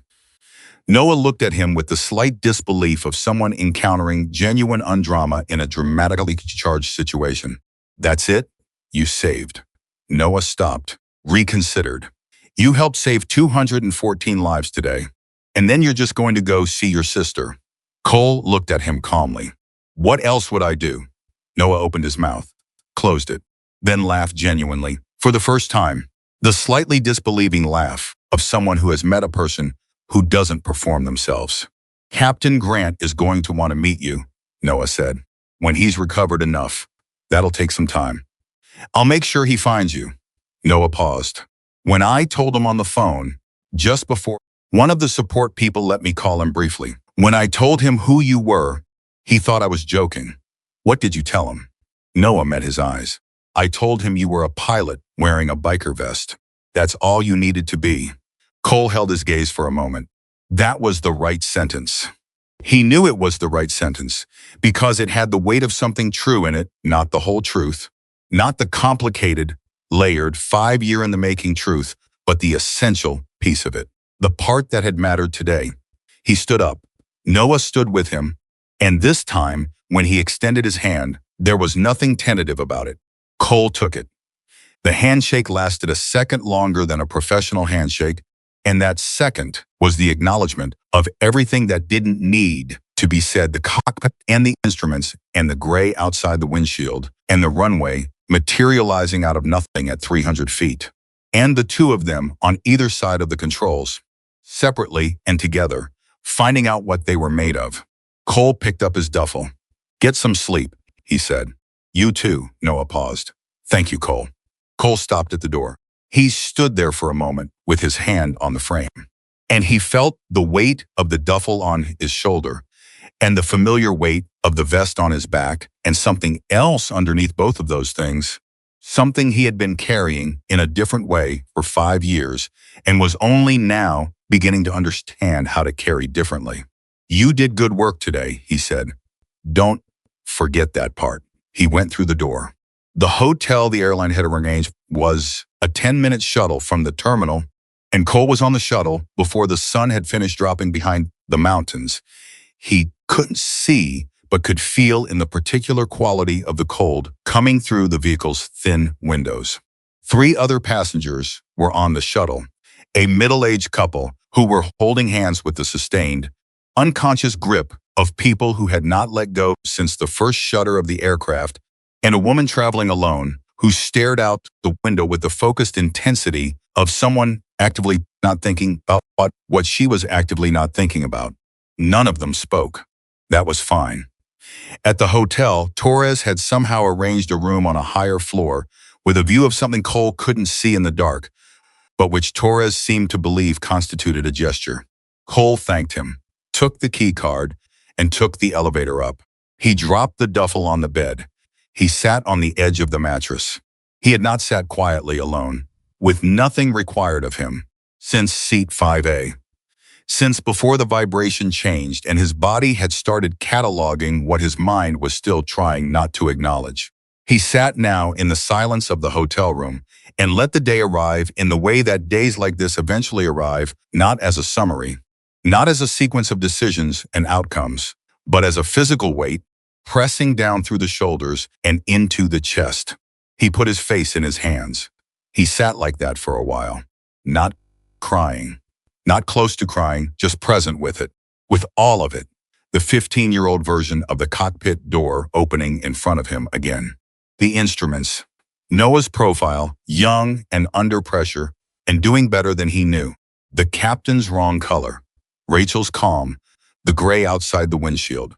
The runway materializing. 214 people breathing because the aircraft stopped on the runway instead of somewhere else. Frank Dalton's handshake. Lauren's hands, finally open. He sat with all of it until the weight of it redistributed itself from the acute, pressurized form of something happening into the older, more manageable form of something that had happened.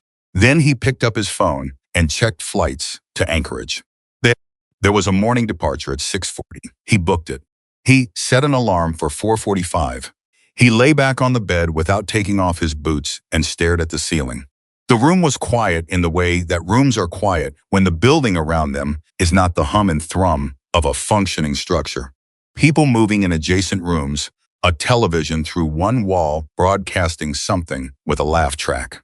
The evidence of the ordinary world continuing to be ordinary. He thought about Megan saying, "You sound like yourself again." He thought about Des saying, "That's what we are."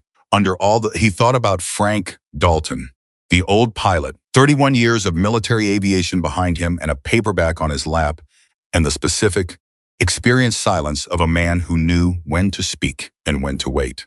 Whatever you're carrying, it's still there, whether you stay in the seat or not. Frank had not told him to get up. He had not shamed him into the aisle. He had simply named the thing that Cole had been using the 5 years of leather and motorcycles to argue against, and naming it had been enough. Cole thought about the 2 seats in that crew aircraft 5 years ago that had been empty on the way home. He thought about the decision that had made them empty and whether it had been his decision to make, and whether anything he'd done in the 5 years since had actually addressed that question, or whether he'd simply trying to live in a way that let him avoid the question by staying out of cockpits. He didn't have a clean answer. He suspected he wasn't going to get one tonight. But he also knew in the specific physical way that you know things that have been processed through your body rather than just your head, that something had changed today. Not resolved, not completed, but shifted.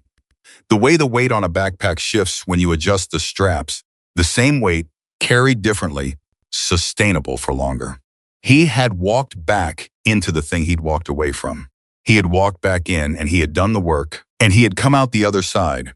And the man who had come out the other side was surprisingly, unexpectedly, in ways he was still taking inventory of intact.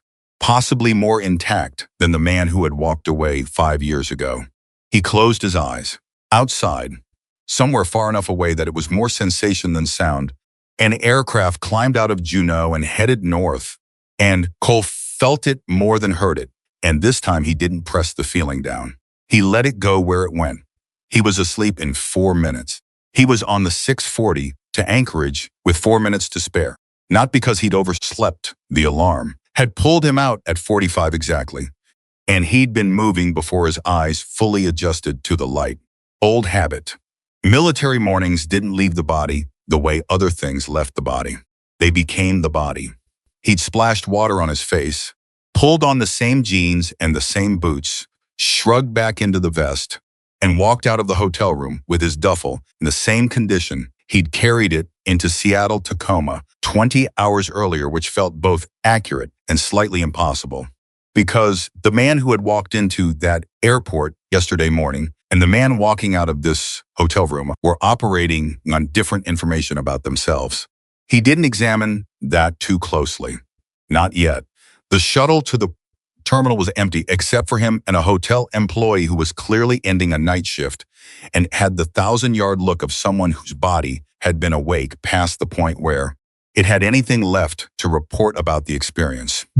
Cole sat in the back and watched the dark outside the windows and drank the gas station coffee he'd grabbed from the lobby vending station, which was terrible in a way that was almost impressive.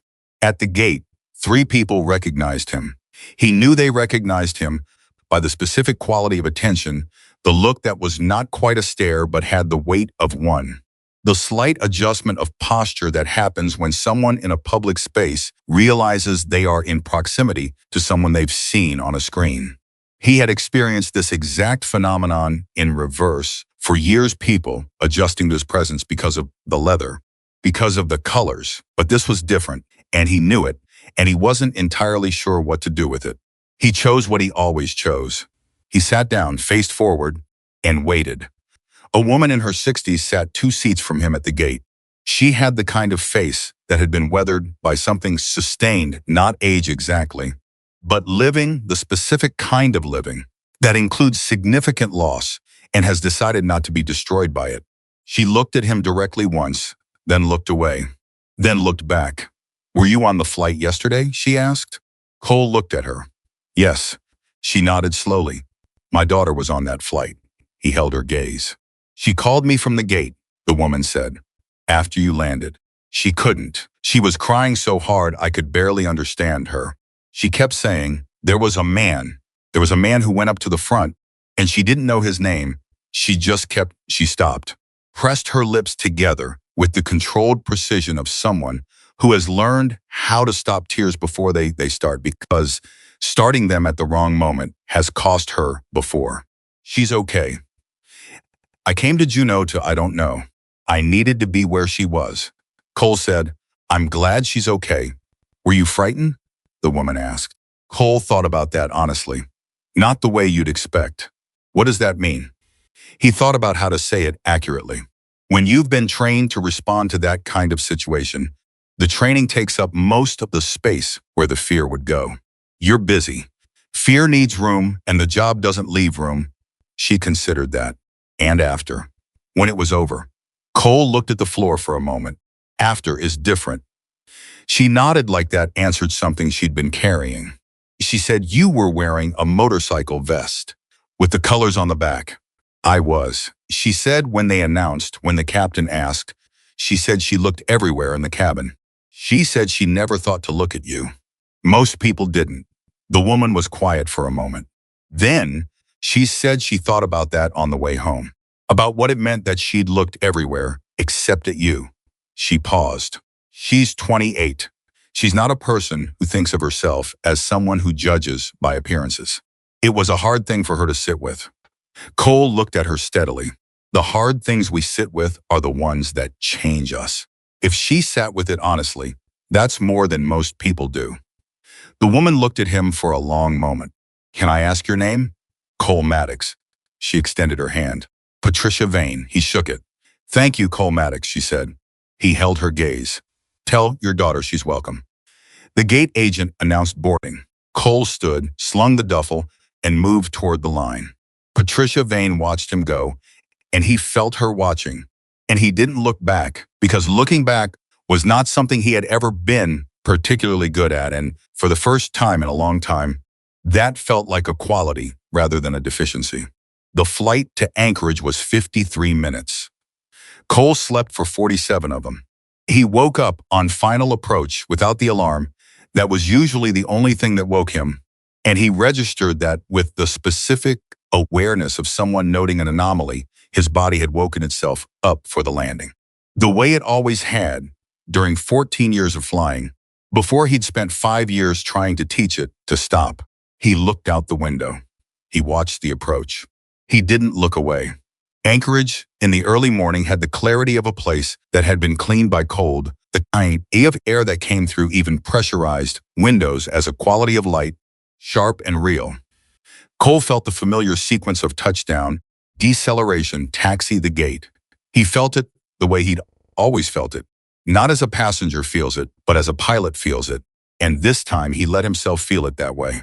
The jetway, the terminal. Megan was standing at the arrivals barrier. She was 29 years old, and she had their mother's dark eyes, and she was wearing a too large flannel jacket, and her hair was not entirely cooperative, and she was scanning the arrivals flow with the focused urgency of someone who had been standing there for a while and was not going to leave until she found what she came for. She found him. She covered the distance between them in approximately 4 seconds, which was faster than the barrier technically allowed and which nobody stopped her from doing, and she hit him with the hug of someone who had spent the last 18 hours sitting with a fear they'd been trying not to look at directly. Cole let the duffel drop and put both arms around her. She was shaking slightly, not from cold. "I'm fine," he said into the top of her head. "I know you're fine," she said, which was the same thing she'd said on the phone, and which meant something different in person, because in person, you could feel that the person was fine rather than simply being told it. "I know. I know you're fine. I've known you were fine since last night. I need it." "I know," he said. They stood like that for a moment. Around them, the ordinary machinery of an arrivals terminal continued its business, the rolling luggage, the reunions, the people moving through with the particular focus of people who know where they're going. Nobody paid them any particular attention. Then Megan pulled back and looked at him. She looked at his face with the specific attention of a younger sister who has been reading her older brother's face since she was old enough to read faces, who knew the difference between his fine and his actually fine, between his okay and his whatever the thing was that lived under okay and only showed itself occasionally in the angle of his jaw or the quality of his silence. She looked at him for a long moment. "Something's different," she said. "You said that on the phone. I mean it more now that I can see you." She kept looking. "What happened up there, Cole? And I don't mean the technical thing, the engine, the landing. What happened to you?" He picked up the duffel. "Let's get coffee," he said. "Real coffee." She made a sound that was half exasperation and half understanding. "Okay," she said, "coffee, and then you're going to talk to me." "Yes," he said. She blinked, because he didn't say yes to that sentence. Not usually. He said, "We'll see," or "I'll think about it," or he redirected so smoothly that you only noticed you'd been redirected afterward. This time he said yes. She took his arm as they walked, and he let her, and they moved through the terminal together toward the exits. Her car was a beat-up blue Subaru with a rescue dog named Pistol in the back seat, who greeted Cole with the uncomplicated enthusiasm of an animal for whom yesterday's emergencies were irrelevant. And the only thing that mattered was that someone new was within licking distance. Cole scratched behind Pistol's ears and let the dog climb half into the front seat, and Megan said, "Pistol, manners," in the tone of someone who had said this many times and approximately the same result each time. They drove. Megan found a diner 20 minutes from the airport, the kind of place that had been there for decades and served breakfast all day, and had the specific warmth of a room that had absorbed years of conversation and was better for it. They took a booth in the back. The coffee arrived before they'd fully settled, which was the sign of a good diner. Megan wrapped both hands around her mug and looked at him across the table. "Okay," she said. Cole looked at his coffee. He thought about all the things he'd spent 5 years not saying. The particular architecture of silence he'd built around the mission, around the 2 empty seats, around the specific night when he'd come home and stood in the dark of his apartment and understood that the man who had climbed into that aircraft was not the same man who had climbed out of it alone. He thought about all the ways he'd explained the change to people, or rather, all the ways he hadn't. The vest, the chapter, the writing, the deliberate construction of a life that had no cockpits in it, because cockpits were where the thing he was trying not to think about lived. He thought about the 5 years he'd spent being more alive on a motorcycle than anywhere else, and whether that had been healing or hiding, and whether there was always a clean distinction between the two. When the captain went down, he said, "And I heard Bennett's voice on that paw, I knew what I was. I knew what I could do up there. And I also knew that walking up that aisle meant opening something I'd worked for 5 years to keep closed." Megan was very still. "And I sat in the seat," he said. "For a few minutes I sat there, and I let myself think about not going. about staying put, about letting someone else handle it. What changed? Frank, Cole said. The old man across the aisle. 31 years military aviation. He didn't tell me to go. He said whatever I was carrying was still there whether I stayed in the seat or not. Megan absorbed that. He was right. He was exactly right. Cole looked at his coffee. I'd been treating leaving aviation like it was the solution. Like if I stayed out of cockpits, I was somehow protecting myself from the thing that happened. But you can't outrun what's already in you. The training was still there. The instinct was still there. The part of me, the part that knows how to do, that it doesn't go away because you stop doing it. No, Megan said quietly. It doesn't. I got in that cockpit and it was... He stopped. He was looking for the right word, and there wasn't a precise one, only an approximate one. It was familiar, in a way that I hadn't let myself feel for a long time. Not the emergency was its own thing, but the cockpit itself. The instruments, the job. Did it hurt? Megan asked. He thought about that honestly. Yes. And no, both at the same time. She nodded like that made complete sense. And the landing, she said. You let the first officer fly it. He was capable of flying it. But you could have. Yes. Why didn't you? Cole looked at her. Because the most important thing in that cockpit wasn't the landing. It was Noah Bennett finding out that he could do it. If I'd taken the controls, he goes home tonight not knowing what he's actually capable of. He needs to know what he's capable of. He's going to be flying for 30 more years. He needed that landing more than I did. Megan stared at him. What? He said. You've always done that, she said. Made the thing that cost you something into the thing that helps someone else. You've always done it. That's not... It is, she said. It's exactly what it is. And I don't mean it's self-sacrificing or noble or any of that. I mean it's just who you are. The mission, Cole. The way you've always thought about the mission. The mission is never just you. He looked at his coffee. She reached across the table and put her hand over his. Listen to me, she said. I need to say something and I need you to actually hear it, not just wait for me to finish. He looked at her. What happened 5 years ago wasn't your fault, she said. I know you've never said that it was. I know you've never used those words, but you've been living like it was. You left aviation like you were punishing yourself for something that wasn't in your control. And I watched you do it for 5 years, and I didn't. Her voice caught slightly. She held it. I didn't say what I needed to say because you weren't ready to hear it, but you are now. I can see it in your face, so I'm saying it. Cole was very still. You didn't bring those two home, Megan said. And that is a real thing, and it will always be a real thing, and it lives in you, and I know it does. But you also brought everyone home yesterday. And the day before that, and the year before that, and the 14 years before that, when everything went right, and you came home, and none of us ever counted those days, because that's not how we're built to count things. He looked at her. Her eyes were bright, steady. You didn't quit being a pilot, she said. You quit letting yourself be one. And yesterday you stopped quitting. The diner moved around them. Coffee cups clinked. Someone ordered pancakes. The ordinary world turned on its ordinary axis and did not pause or acknowledge what was happening in the back booth, which was exactly as it should be. Cole looked at his sister. He thought about the last time she'd seen him today, 18 months ago. A quick stop through Anchorage on a run up the Alcan, 3 hours in her apartment with bad pizza and pistol-stealing crusts off the box. He'd been fine then. He'd been the version of fine that had learned to pass inspection at close range. He was something different now. He knew he was something different now. I know, he said, 2 words. But from Cole Maddox, in the back booth of a diner in Anchorage, with his sister's hand over his and 5 years of carried weight, beginning to shift its distribution, they were the heaviest and most honest thing he'd said in longer than he could precisely calculate. Megan squeezed his hand. She didn't say anything else. She didn't need to.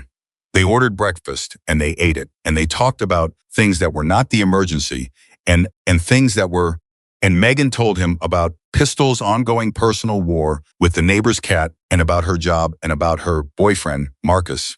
who had apparently watched the news coverage 4 times and had opinions about media accuracy that he had delivered at length and with conviction. Cole listened and asked questions and felt the food and the coffee and the conversation doing the specific work that food and coffee and conversation with the right person does after something hard. The shift happened slowly, the way real shifts happen, not as a single moment, but as an accumulation of moments, each small, each landing differently than the moment before, until enough of them had accumulated that the total was something new. By the time they left the diner, it was past 9 in the morning, and the Anchorage day had fully arrived with the particular clarity of an Alaskan autumn that Cole felt moving through his jacket and across his face and down into his hands. He stood outside the diner and breathed it. Megan stood beside him. "What now?" she asked. Cole thought about it. He thought about what now meant for someone who had spent 5 years refusing to let now include certain things. He thought about Noah Bennett, probably sleeping finally in some hotel room, with the knowledge of what he'd found out about himself. He thought about Captain Harrison Grant in a hospital making the first calculations of recovery. He thought about Frank Dalton on whatever flight had taken him to wherever he was going.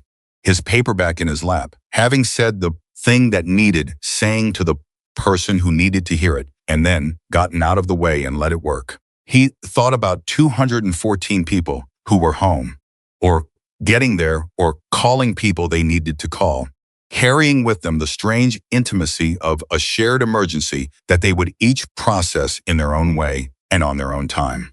He thought about his chapter, Des and Marcus and the others, who had watched the news and seen the vest on the camera angles and felt something in it that they recognized without being able to name. He thought about Lauren Pierce, wherever she was, with the memory of her hands finally open in her lap. And he thought about flying, not combat, not the mission that had ended badly, not the specific gravity of everything he'd been carrying since he'd walked out of a debrief 5 years ago, knowing he was done. Flying, the thing itself, the instruments and the approach, and the way the aircraft communicates through the controls to the hands that hold them, the conversation between machine and pilot that has its own language and its own precision and its own particular beauty that you couldn't explain to someone who hadn't been inside it. He thought about how it had felt to sit in that right seat yesterday and have all of that wake up in him, like something that had been waiting rather than gone. "I'm going to look into volunteer aviation," he said. "Remote communities, emergency transport. There's work like that up here. I've been thinking about it." Megan turned to look at him. "Since when?" she said carefully. "Since last night," Cole said. "Since about 8 o'clock last night, lying on a hotel bed in Juneau." She was very still. "I'm not leaving the chapter," he said. "I'm not putting the vest in a box somewhere to make myself acceptable to people who've already decided what I am." "That's not Cole," Megan said. "I would never ask you to do that. I know, the chapter is part of who you are. Yes, and flying is part of who you are." "Yes," he said. And then, because it needed to be said directly, "I've been treating them like they can't coexist, like I have to be one thing or the other. The biker or the pilot, the man who left or the man who belonged in a cockpit. But that's not," he stopped, looked at the sky. "That's not how it works. You don't have to destroy the person you were to become someone different. You just have to figure out how to carry the parts that matter." Megan's eyes were bright again. She didn't say anything because she was the right kind of person to know when something didn't need a response. She just nodded. 3 weeks later, Cole was back in Anchorage. Not passing through this time. Not 3 hours and bad pizza. He'd arranged 6 days, which for Cole Maddox was something close to a commitment, and he spent the first 2 of them following up on the volunteer aviation contact he'd made through a phone call that had started as research and ended as a conversation with a man named Phil Garrett, who ran a small nonprofit, coordinating flight support for remote Alaskan communities. Phil was 63 and flew a Cessna 208 with the casual authority of someone for whom the aircraft was an extension of his intentions. He picked Cole up from the general aviation terminal on the 3rd morning and spent 4 hours showing him the operation, which was less impressive on paper than it was in practice. 2 aircraft, a small crew of volunteer pilots, a dispatch system that Phil ran largely from his phone, and a reach that extended to communities hours away from the nearest road. Phil didn't ask about Cole's military service until the 3rd hour. "I looked you up," he said. They were in the air by then. Phil flying, Cole in the right seat, with the quiet alertness of someone back in a familiar country. "After you called, I found the news coverage from Juneau, and," Cole said, "and I wanted to see if the flying matched the story."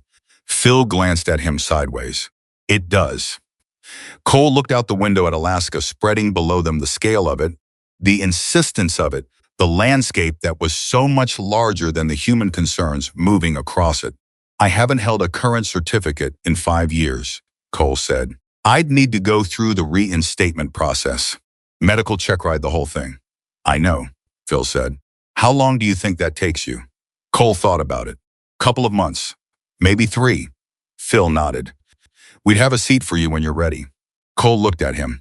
"That simple?" "I know good pilots," Phil said. "I've been around them my whole life. I know what they sound like in a cockpit. It's not complicated." Cole thought about Frank Dalton, watching him from across the aisle. "Son, how many hours?" The same principle. In different words, the thing that was real recognizing itself in someone else. 3 months, Cole said. "I'll have the certificate in 3 months." Phil smiled. "Don't rush the medical." "I won't." They flew for another hour. Phil talked about the communities, the specific logistical challenges, the winter months when the need was highest and the weather was worst, and the aircraft that could make the difference between someone receiving care and someone not receiving care was sometimes the difference between living and dying. Cole listened, not politely, not dutifully. He listened the way he listened to aircraft, with the full, specific attention of someone for whom the information being provided was genuinely useful and who was already integrating it into a larger understanding. Phil noticed. He always noticed that in pilots. He didn't say anything about it. On the 5th day in Anchorage, Cole got a call from Noah. He was sitting on Megan's front step with a cup of coffee, watching Pistol conduct a focused investigation of the yard. When the number came through, he looked at it for a second, then answered, "Maddox." A pause. "You sound like you're outside." "I'm in Anchorage. How's your sister?" "Good. Better now that she's seen me in person and confirmed I have all my parts." Noah laughed. The same laugh as in the operations room, genuine, slightly disbelieving, the laugh of someone who was still adjusting to what Cole was like. "I have an update. 2 updates." "Go ahead." "Captain Grant is out of the ICU. They moved him to a cardiac step-down unit this morning. He's alert. He's talking. His wife said he's already arguing with the nurses about his diet, which she says is a very good sign." Cole felt something release in his chest that he'd been holding without fully knowing he was holding it. "Good," he said. "That's good. He wants to meet you," Noah said. "When he's recovered enough." "He asked me specifically," he said. Noah paused, and Cole could hear him smiling in it. "He said he wants to shake the hand of the man who kept his aircraft in the air long enough to land it." "He should shake your hand," Cole said. "He said to tell you that he watched the cockpit voice recorder transcript. The approach, all of it." Another pause. "He told me that the instruction you gave me about flying my own approach, about not taking it from me, he said that was the mark of a real aviator." Cole looked at the yard. Pistol lad had found something interesting under a bush and was applying full forensic attention to it. "He said something else," Noah said. His voice had changed slightly. "More careful. He said to tell you that he's been flying for 31 years, that he's had good crews and difficult crews and everything in between, and that he's never had a crew that included someone who got on his aircraft as a passenger and stayed until the job was done." Cole was quiet. "He said to tell you that whatever it cost you to walk up that aisle, he knows it cost something. He said anyone who thinks it didn't hasn't been paying attention." Noah paused. "I think he knows more about your situation than the news coverage explains. I don't know how." Cole thought about the investigation, about Haskell's question, and the answer he'd given, and the look on Haskell's face when he'd given it. Information moved in professional communities in ways that didn't always track clearly back to their origin. Tell him I'm glad he's arguing with the nurses, Cole said. Noah laughed again. I will. Second update, Cole said. Right. Second update. A breath. I went back to work yesterday. Cole straightened slightly on the step. Not a full line, Noah said. Supervised. With a check airman. Standard post-incident protocol. They wanted to see. He stopped. They wanted to see where I was. And I flew 3 legs. A pause. Clean, all 3. Another pause, longer. I flew the 3rd one into Juneau. Cole said nothing. He understood the weight of that sentence. He understood what it meant for a pilot to return deliberately to the airport, where the worst flight of his career had ended, to fly the approach, to land the aircraft, to taxi to the gate. He understood what that was and what it required and what it gave back. How was it? Cole asked. Hard, Noah said immediately. And then it was okay. It was actually okay. His voice was quieter now, carrying something genuine. I thought about what you said, about the architecture, about how the training builds the structure, and then you put the specific event inside it and the structure holds. And it held? It held, Noah said. It held. Cole nodded, alone on the step, nodding at nothing. Good, he said. Cole. Noah's voice had dropped another register. I've been thinking about something since Juneau, about when you came into that cockpit, about what it must have taken. And I want you to know that I don't. He stopped. Tried again. I want you to know that I'm aware that you chose to do something that I can only partly understand the cost of. And it changed things for me, not just the flight. Me, the way I think about. He stopped again. I don't have the right words. You don't need them, Cole said. Yeah, a breath. Yeah. Okay. Bennett. Yeah, you're going to be a good captain. Silence on the line. How do you know that? Noah said, not skeptically. Genuinely. Because good captains are made from the flights that cost something, Cole said. You've got yours. You know what you're made of now. That doesn't leave you. Another silence. Longer. Thank you, Noah said, for all of it. Cole thought about the cockpit door opening in front of him, the instruments waking up, the gray outside the windshield, the runway at 300 feet, the 2 of them on either side of the controls, finding out together what they were each capable of. Take care of yourself, Cole said. Fly well. He ended the call. Pistol had finished his investigation under the bush and trotted back to the step, sitting beside Cole with the warm, solid weight of a dog who had decided that wherever a person was sitting was where the dog should also be sitting. Cole scratched behind his ears and Pistol leaned into it with the uncomplicated pleasure of an animal for whom the present moment was the only moment. Cole looked at the sky, clear cold, the particular blue of an Alaskan autumn morning that had no ambiguity in it, just color, and cold, and the silence of a place too large for sound to fully fill. He thought about Phil Garrett and the Cessna 208 and the communities accessible only by air. He thought about the reinstatement process, the medical, the check ride, the hours in the left seat with a check airman, until the certificate was current and the skills were verified, and the system was satisfied that the man who had once been a combat pilot could still be trusted with an aircraft and the people inside it. He thought about the Hell's Angels vest hanging on the back of Megan's guest room door, and the motorcycle back in Renton at his buddy's place, and the chapter in Des and Marcus, and the brotherhood that had held him for 5 years when he needed something to hold on to. And he thought about how none of that needed to stop, how it had never been the vest or the cockpit, how it had always been both, how the man he'd tried to divide into separate, non-overlapping halves had always been one person, carrying things that went together in ways that didn't always make immediate sense to people who only had 30 seconds to look at the back of his jacket before deciding who he was. He thought about 214 people, about one first officer who had gone back to Juneau and put his aircraft on the runway, about one captain arguing with nurses about his diet in a cardiac step-down unit, which was a magnificent thing to be doing. He thought about Frank Dalton. Whatever you're carrying, it's still there, whether you stay in the seat or not. The truest thing anyone had said to him in years, delivered across then an aircraft by a 78-year-old man with a paperback in his lap, who had recognized something in a stranger and had known exactly what to do with the recognition. He thought about Lauren Pierce's hands, finally open. He finished his coffee. Megan came out front door with her own cup, dropped down beside him on the step, knocked her shoulder against his. "You called Noah," she said. "He called me." "Good news?" "Grant's out of the ICU," Cole said. "Noah flew back into Juneau yesterday. 3 clean legs." Megan looked at him. She read his face the way she always read his face, thoroughly, without making a production of it. She found whatever she was looking for and settled back against the step. "You're going to be okay," she said. Not a question. "Yes," Cole said. Not the managed fine of 5 years. Not the deflection that passed for affirmation. The simple, direct, honest word of a man who had taken full account of himself and arrived at an accurate conclusion. Megan leaned her head against his shoulder. Pistol leaned against both of them.